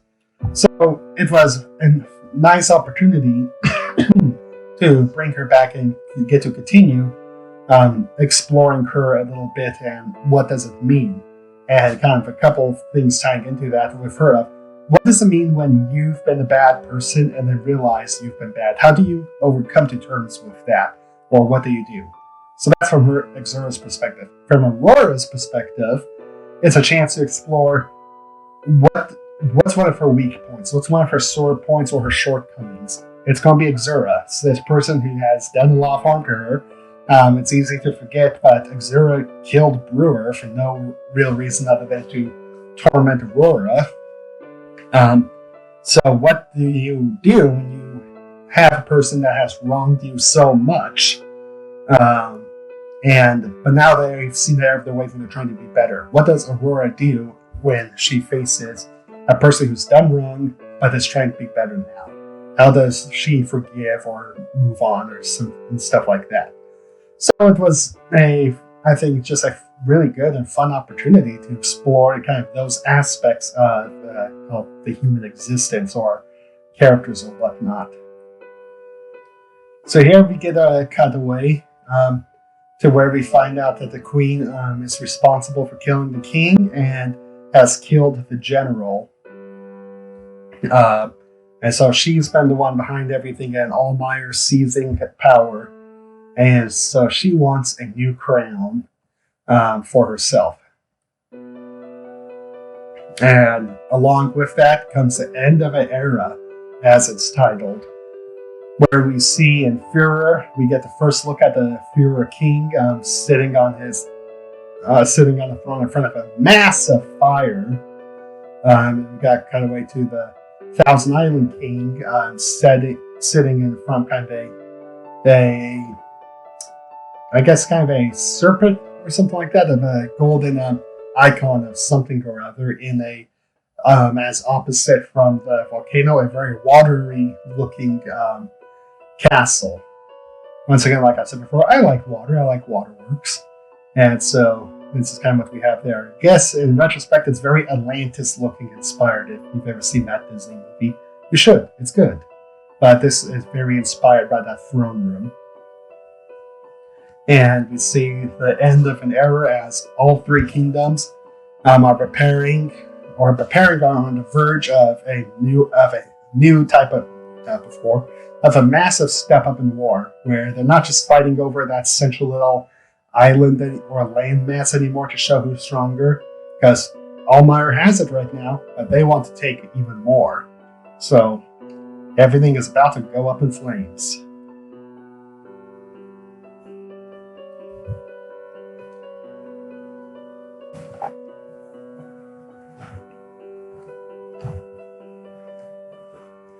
Alright, Street Stalkers. So, funny side note. This I consider one of my worst written stories.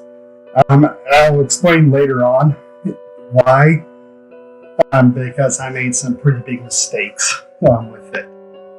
But as a side note, this is also one of the harder title pages I had to come up with.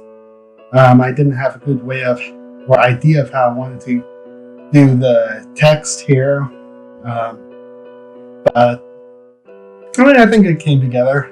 Got Aurora standing here with a creepy monster crawling around behind her. A funny side note is this whole story was heavily inspired by, I think it was Baldur's Gate Dark Alliance 2. There's a mission in that game where where basically there have been malformed shapes and stuff seen in the streets at night. And so I thought it was going to be like a big detective thing when I played it. Instead, it's like, nope, you just go to this creepy manor and fight a bunch of monsters. So this was, I guess you could say, a personal rewrite for that mission in the game, trying to get more of what I wanted than what was delivered. So there's just a funny side note of where this came from. So we got Aurora and Sarah Verdre waking up,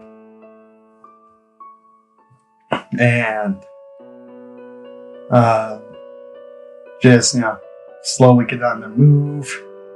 Aurora's in a good mood this morning. Sarah Verdre's not, and we got someone just absolutely hauling out of town as they go zipping away, trying to get somewhere. So we come into the town where we see, just some more people kind of huddling around. We see all the windows are boarded up in this place. We start trying to see Aurora nicely asking where they could stay. It's like, yeah, well, we've been using it as a shelter. So, see how well this is going to go. Clearly there are problems going on here. Apparently there's a dog somewhere. So they sit down and hear the clock tower going. Sarah Verge pointing out that if it goes off like that at night, that they're going to be incredibly... And no wonder everyone's irritable. That thing is super loud. So, just get around, meeting the townspeople. That's now Sarah Verge pointing out that, this place is in trouble for closing the bar at 9. And so, that's what he cares about. And so we kind of get a background, but some information of what's going on in this town. It's the Street Stalkers. So, we just hear a little thing about the bell tower, that it's been fine for a long time. But one night it rained 13 times, and when that started happening, people started disappearing from the house at night. So if the 13th toll is bringing in monsters, but it's causing something to stalk the streets. And so we cut away here to the 13 tolls, or the bell toll we hear. The first 3 people locking up a door, dousing lights, arming themselves, huddling in the corner, and then on the 13th one, you get instead of a bong, you get a twing sound, and Aurora is ready or huddled down, bracing for what comes next. And what comes next doesn't come fast. Falls asleep until she starts hearing a sound of something going past her window. Looks tense as she hears the sound, and something is out the window. I suppose I forgot to mention, but this was my second attempt at a scary story after The Haunted Hill. And so I went with this, with the Street Stalker. I like this setup. I also like the last one with the 3 bell rings per panel till the last one. And then as it cuts away from that, build up to just nothing. Unless she's like quietness as he hears something outside the window at night. It was fun, I like it. So, cut off to the morning. I'm as they're looking out the window outside Aurora's room and see claw marks in there. And that everyone's been trying to be quiet and such to avoid drawing the attention of the monsters. And yep, there's trouble in this town. Time to get to work. So I go meet with the mayor. This is part of Mayor Baltimore. All right. So this is part of where things quite went wrong, because this is an important part. Baltimore they actually made up the first part of what was going to be the secret of the story or whatnot. But I'll explain more of that later. So we see them talking. They meet this puff boy, as we're called, as the Surveyor J calls him, Agent Dinter, who is very, very rude. And so we go to little humor, bit of humor as Aurora is getting casket measurements from Dinter.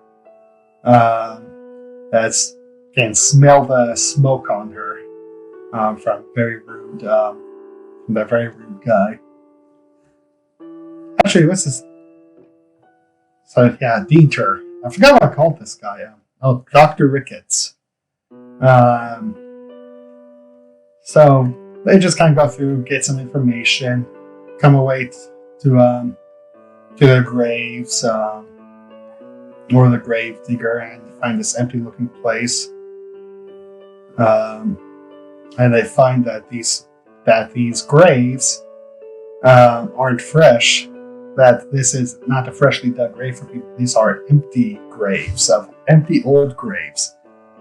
So their clue. So I guess you could say the first clue that something is going on. Well, kind of what's going on with this town. We find that before people started being abducted, they were stolen from a grave. So a little Frankensteinian going on. And so it's been a while, but we meet the sage again. Let's see now, as they kind of talk about some stuff. And he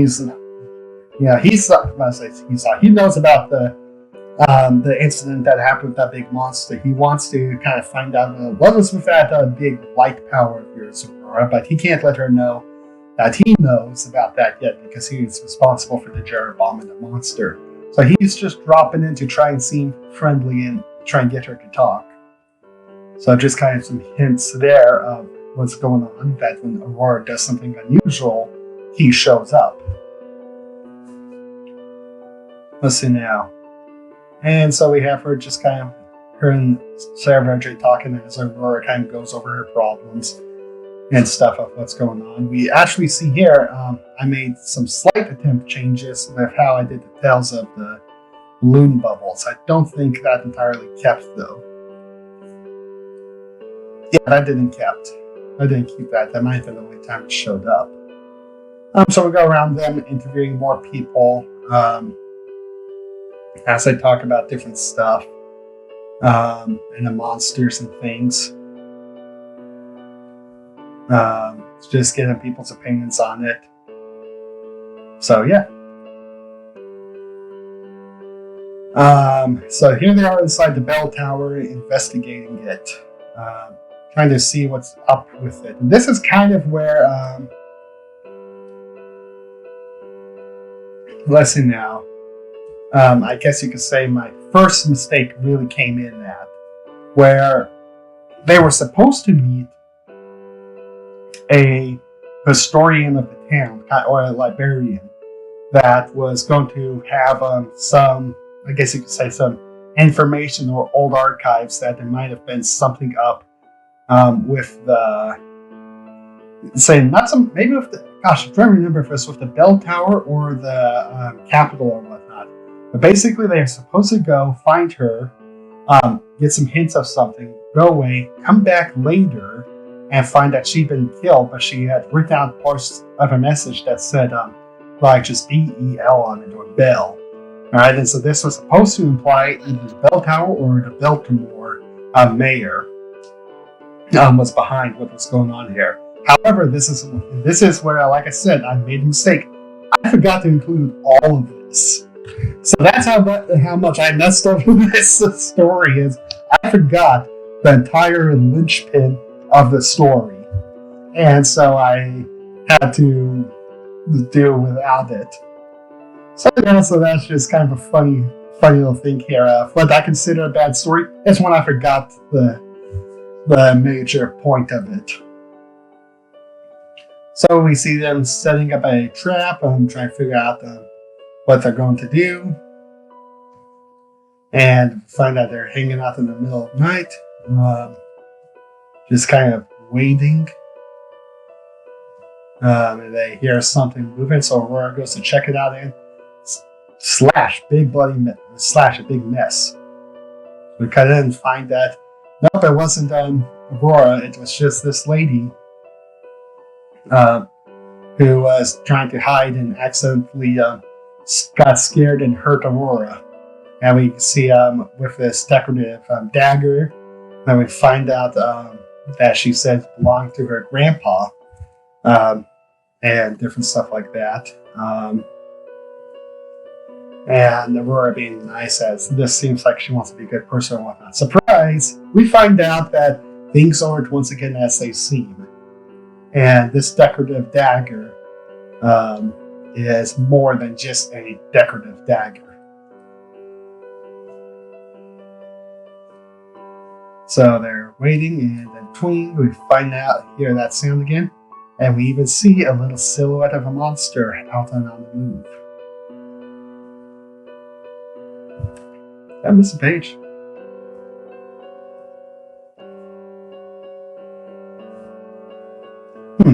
I wonder if I missed a page, because we see here we got Aurora fighting a monster, and we got another one coming through a window as they can hear the sound, and so they're trying to get in.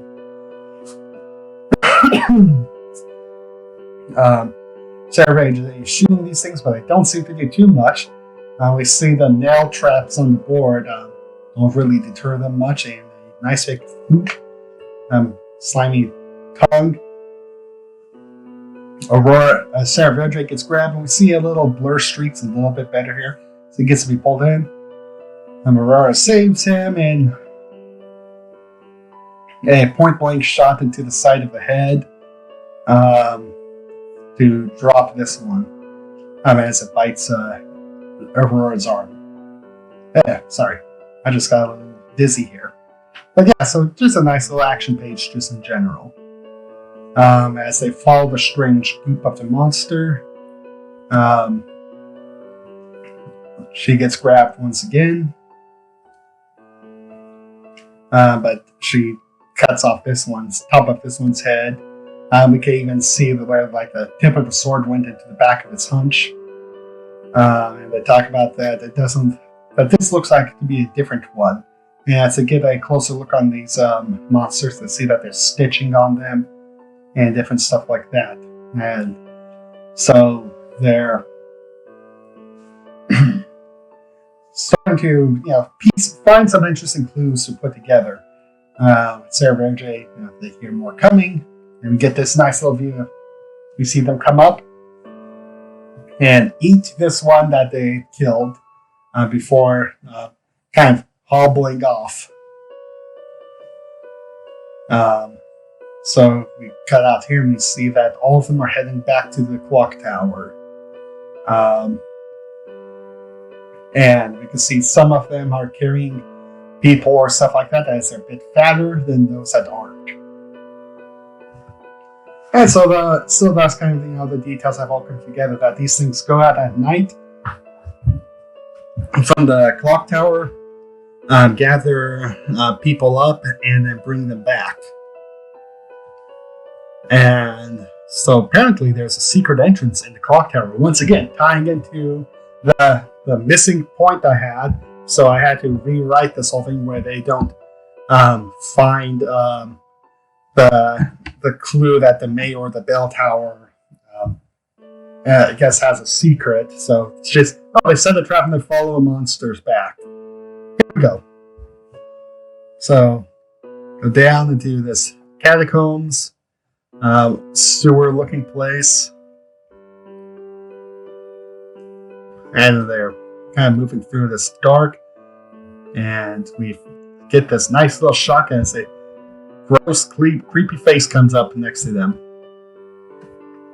And so we get more of kind of these zombie skeleton things, kind of tying into what's happening to the people who are gathered up by the street stalkers, where they are being torn apart and re-put back together as these monsters. And we get some details here where we can see the two shoulders on this one, but a third arm that comes out the back. There's no real reason behind this, other than I thought it was just a creepy detail to make them look a little bit more than just like a regular zombie. Create more of a unique identity for them. And we can see the three arms going into effect as one of them grapples with Aurora here and Sarah Berger as they are coming out of the darkness and descending upon them. To which Aurora fires off a hammer in pretty close range, blowing out the wall and pushing them outside. Or getting them away out, where she gets another scare as a severed head is floating in a tank right next to her. So this is a funny side note where the tears on their clothing have actually kind of made them similar to their Solus, I guess you could, their Solus trilogy style. So like Aurora's got, instead of kind of the long jacket, got the shorter jacket now. Sarah Verger's hoodie's now opened up again, much like the vest he wore during that time. So this is just kind of a nod back to that stuff. And we find that it's Ricketts, or Dr. Ricketts has been behind stuff the whole time. Yeah, shocker. Woohoo. So he monologues a bit, tells him about what he was up to, kind of, monologues about what he's up to and different stuff like that.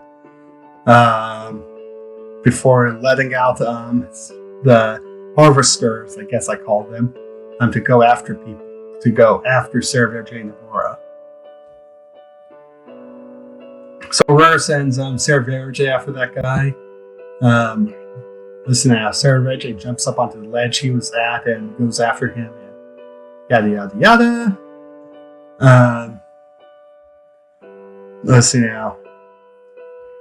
We see some of the zombie or skeleton monsters coming after Sarah Verger. Shoots one. We could actually, well, it's not seen that well. It's actually the scattered shot he's using here on him. And stabs another one. And so the doctor guy tries to deploy a trap on Sarah Verger. As we cut out to Aurora, who cutting tongues, cutting into monsters, and just fighting down, smashes that one's head in with a hammer. So she's doing her thing, taking on massive monsters in a massive fight. So Ricketts tries to bludgeon Sarah Verger, who he's not having it. He's grumpy now. And instead of killing the doctor, he catches him, right, as he says that Aurora needs a win. She's been having a hard time, and she needs a win tonight. So this was kind of intentional, where rather than making just another, how to put it, kill the bad guy type of thing, kind of let Aurora have a moment of justice, I guess you could say, where she did a good thing. She's helped people. The bad guy was caught and will now face punishment for his crimes rather than just being killed by her. So this was kind of a way to, for Sarah Verger, act on his part instead of just killing Ricketts. It's like, no, we're going to try and give Aurora a win, so that way she can feel better. She's been having a hard time. And so we get this cutaway as we see the person that cut Aurora and had that Aurora had helped, goes out into the woods to meet Ironjaw. And we see this person, some light on them, and they begin to change. And they are not what they seem, but they are actually someone else who's working with Ironjaw. So this is a person that we know works with Ironjaw, so probably up to no good. And once again, we see just another little details there of all the sages, minions and such having, I guess, scarring or something on them from something terrible. We see she's got a scar across her face here. So yeah, that's kind of that little detail, and this will play out later in the story. So we find out that something happened.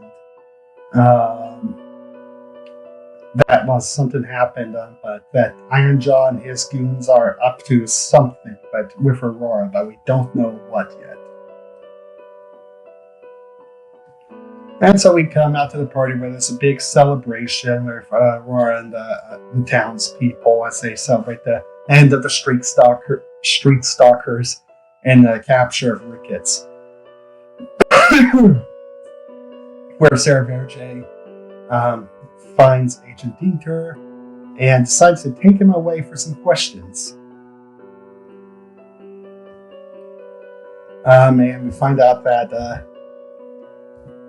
that trap that the doctor used was had pipe smoke in it that Dieter smoked a lot. And so kind of earlier in the story had set up that people could smell where Dieter has been because he smokes so much. And now it's paying off here. Sarah Verge now goes to interrogate Dieter. And as they talk about some stuff about how the Allmeyer was preparing weapons or whatnot for a war, and they were using the doctor to help make these weapons, and that Dieter thinks that they're going to be able to get Aurora as a powerful weapon on their side, and Sarah Verge isn't going to let that happen, so immediately guns him down. Now this page is also a reference to Magnum PI of Did You See the Sunrise, Part 2. In which case I've called it Do You See the Flags Rising?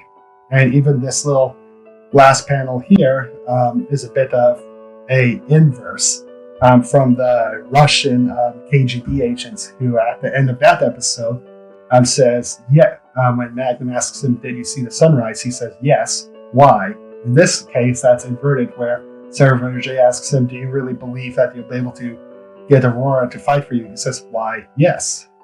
All right. To which, in both cases, Magnum shoots the KGB agent and Sarah Verge shoots the Allmeyer agent. This panel here is actually a screen grab from that particular gunshot that the episode freezes on and drawn based off of that. So that's just a nice little reference. That's just a reference that I don't know how many people got. Let's take a look down here. Listen now. Yeah, test case 147. Know that's the Magnum PI episode, so he caught that one. So just a fun little obscure reference that I put in. I don't do quite as many references as I used to. I've realized, during the course of this video, but occasionally they still find a way into their stuff.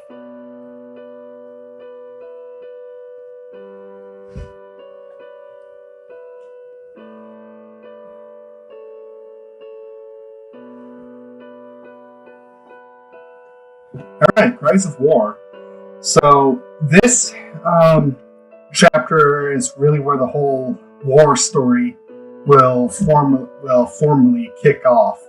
And that, I guess, is made up the background of most of Spirit of Adventure.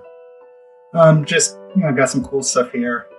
Of a nice half light coming off from the brighter part of the sword, rather than the wings. So, not real good light physics, but it's something there. And we see here me struggling to draw piles and different stuff, but we got Allmeyer armor pieces scattered here, so not a whole lot, just a little bit of indicating what's going to happen. So we see here that Allmeyer are actually deploying their forces. They're crossing the river that separates Führer and Allmeyer kingdoms. And you can see they got torches on that side and some stuff coming across the river. And we get an actual ox as opposed to a Tauren. They're setting up their cannons. And we can see that they're taking aim at a village. And the cannons open fire with this nice Fontaine Cracum sound. So that's fun, opening surprise bombardment. And so we see them, Aurora and Sarah Verge, kind of out on the move again. And Sarah Verge is just being real quiet. He's, not letting Aurora know that he's gone in and silence someone to keep her safe and different things like that. But that he wants to head back to Führer. So we're going to find out what's up with that. So we can see the town with some smoke coming up. Sarah Verge runs up ahead to scout and finds that leading sucks. It's not fun. So here we see Tirea's house. Got like the windmill and the pipes and different stuff, and we can see it's got some holes in it and it's destroyed and stuff. And Aurora puts together that Sarah Verge wanted to come back here for Tirea. And so they're going around looking for the town, and they find that some Allmeyers here doing a cleanup. And we got just this really messy looking corn here in the background, or wheat, whatever it is that's supposed to have grown there, that Aurora and Sarah Verge are hiding in. And of course, Sarah Verge grabs the guy to interrogate him. And because he gave Sarah Verge the answers that he wanted to know, he gets a nice little bonk on the head from Aurora, as opposed to, I guess, the knife from Sarah Verge. So we see that they're trying something new. That Aurora is going to pop wings and carry Sarah Verge as they move to get ahead and move quickly. And so we can see how well this is going to work out. I mean, Sarah Verge doesn't seem to like it. And it looks like it worked, that they got a good distance towards where the Führer townspeople had gone to take shelter and hide in. So, see them answering some stuff at the gate and getting in there. Sarah Verge has to have his weapons checked and his stuff searched because, well, he's a troll, and trolls would be from Thousand Lanes. So that's kind of some details of what's going on here, why he's being searched, but not Aurora. So here they're put out in the kind of the general refugee camp, and so just some kind of fun details here. I don't have it real organized. I have it kind of messy and just tense, pointing in a lot of random directions. Just make it look a little bit, I guess you could say, visually interesting or chaotic.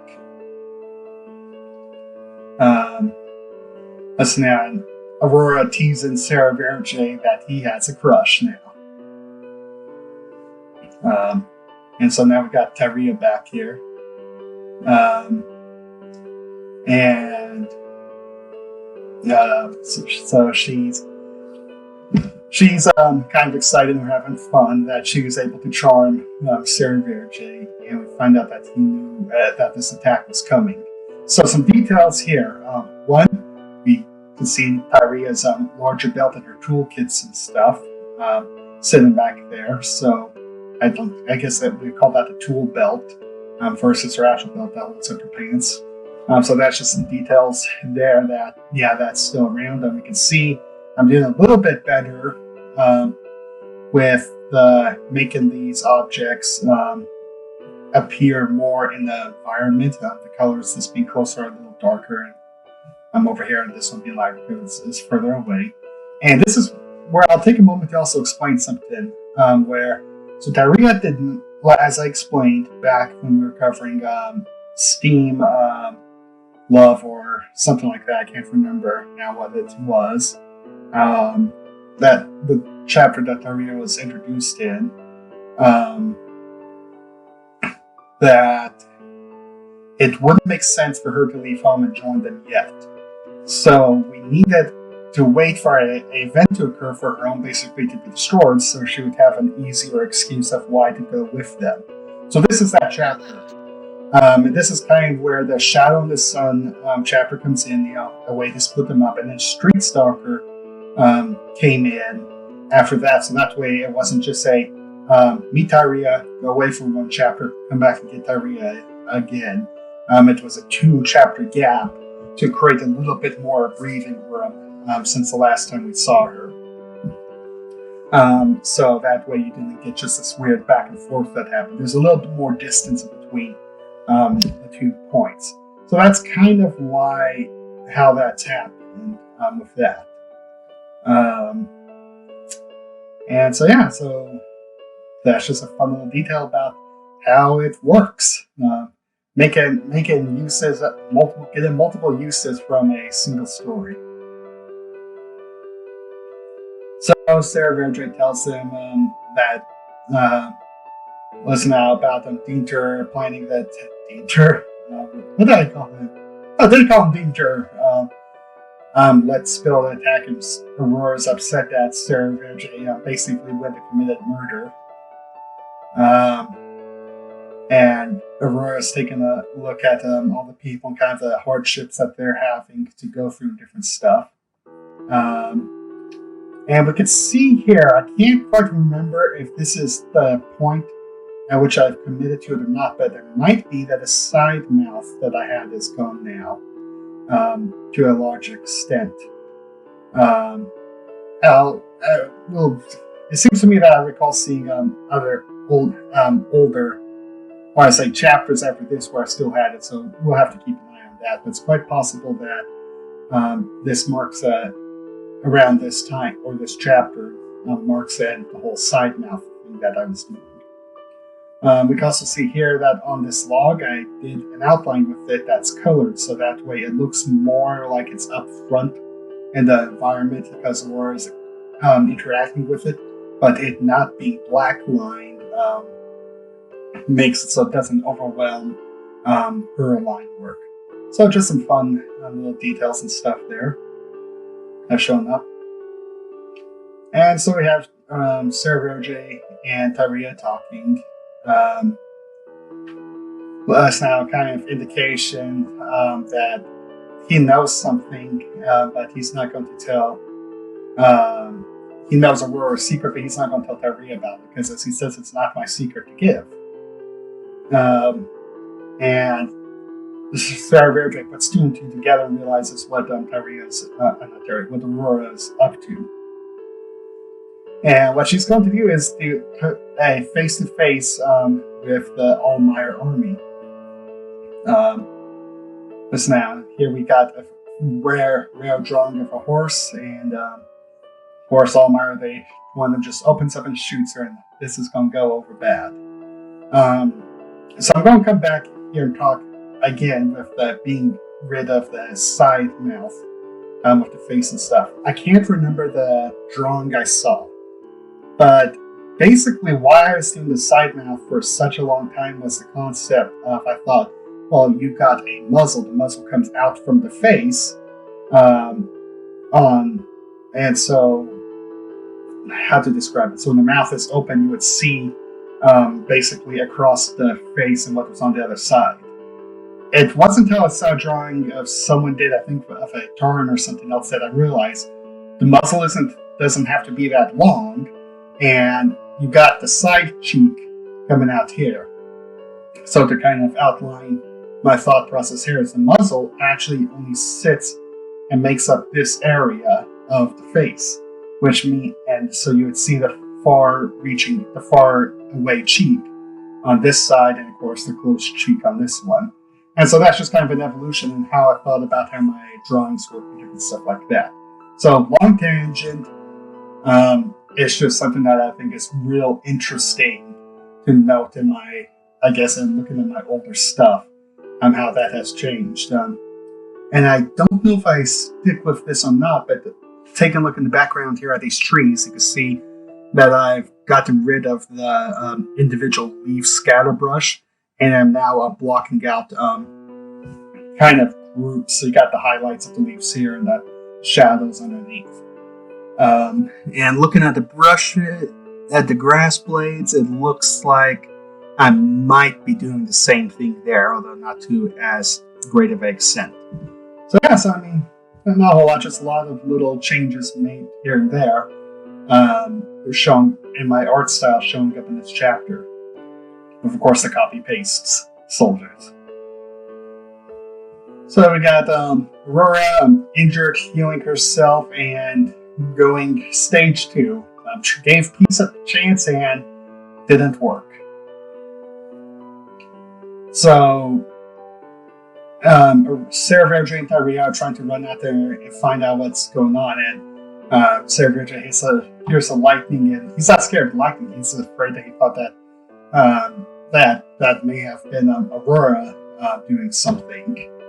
And we got, of course, that the storm is coming in, kind of just symbolizing the couple different storms. The storm of the war that's going to outbreak, as well as the storm of Aurora's wrath that she's going to be bringing against the Allmeyers. Looks even like there's a little bit of rain there. Looking at closer here at the trees and the grass. Yeah, looks like I am still mostly doing the blocking. I'm still here, except for here on the grass. It looks like I got the jitter color still going on the grass blades. So we come to the battlefield and it's raining, and Tirea is shocked that this is Aurora's secret, that Aurora could be this dangerous. And we have Aurora here. We can see we got the holy fire still burning, and we even got like what's supposed to be like steam coming up from her wings and her sword from the rain hitting it. So that's just some stuff there. Aurora's looking a little bit messy, and is really grouchy, and even grouchy enough to use a bad word. Drops down in the mud. She's spent her. She's had to basically commit a slaughter, which against it's a little different than fighting, I'd say, the cult guys back at the Madlands or something like this, where she's fighting ultimately against another government's force. All right, she's fighting basically, I guess one can say, legal, authorized people who aren't necessarily bad people. And she's just had to go and slaughter a whole bunch of them. So it's been emotionally taxing on her. So she's here, asleep, and Sarah Verge and Tirea talking a bit, kind of about how Aurora going through such an experience, it's really tough for her. So they're continuing to talk more, and Tirea's getting an idea that, wait, you're not going to kill me over another secret. And so, kind of a reflection of their earlier conversation, way back in the romance chapter of Tirea offering Sarah Verge a home. Sarah Verge offers that it's not a home, but she's welcome to join. And so we come to the next morning, where next morning, I guess it's been 2 days, but Aurora's waking up and is finally getting up, and so Tirea and Aurora get to talk a little bit, and we see, a little bit of detail right here that's going to come in a bit. You can better see it here, and Tirea's learning that Aurora can heal stuff really quick and different things like that. It sees that Tirea, and Aurora notices that Tirea has a bandage and wonders if she's been hurt. It's like, nope, not hurt, but she's heading out on the road for them, and she's now ready for it. So, just as Aurora and Sarah Verge have their own tattoos, Tirea's got herself her own tattoo. Listen, I think I called this one Mechanic Heart or something like that. I can't remember now what it's called. It's one of my favorite, actually, tattoo designs I've done, where you get kind of the general heart shape and you have what looks like a cog right here, the spokes poking out here in the centerpiece here, and then you have kind of an inverted shadowing of a cog up here, where the spokes are now colored, and that's going to be like sitting right here. You can only see the part that, I guess, the part that you can see of it is overlaying the heart. So this one is a negative spot where it cuts out the heart, and this one is only amplifies by the heart. So that's just a fun little detail about why I like that tattoo design so much. Is it's actually some bad design work went into it. To which Aurora's mad at Sarah Verge, who, once again, he had nothing to do with the tattoo. All right, he's not the problem. It's alcohol that's the problem, not him. So we get now cut away to what's going on in the other kingdoms. We have a message being delivered to the Führer King and a message being delivered to the Thousand Lands King. And we have the Allmeyer Queen giving a speech to all her army, but to one of her armies and such, about how they're going to bring peace to the world and bring everything forward and such, make the world a better place. And 975 pages we're at. So it's at page 975 that the war stuff kicked off back in 2017.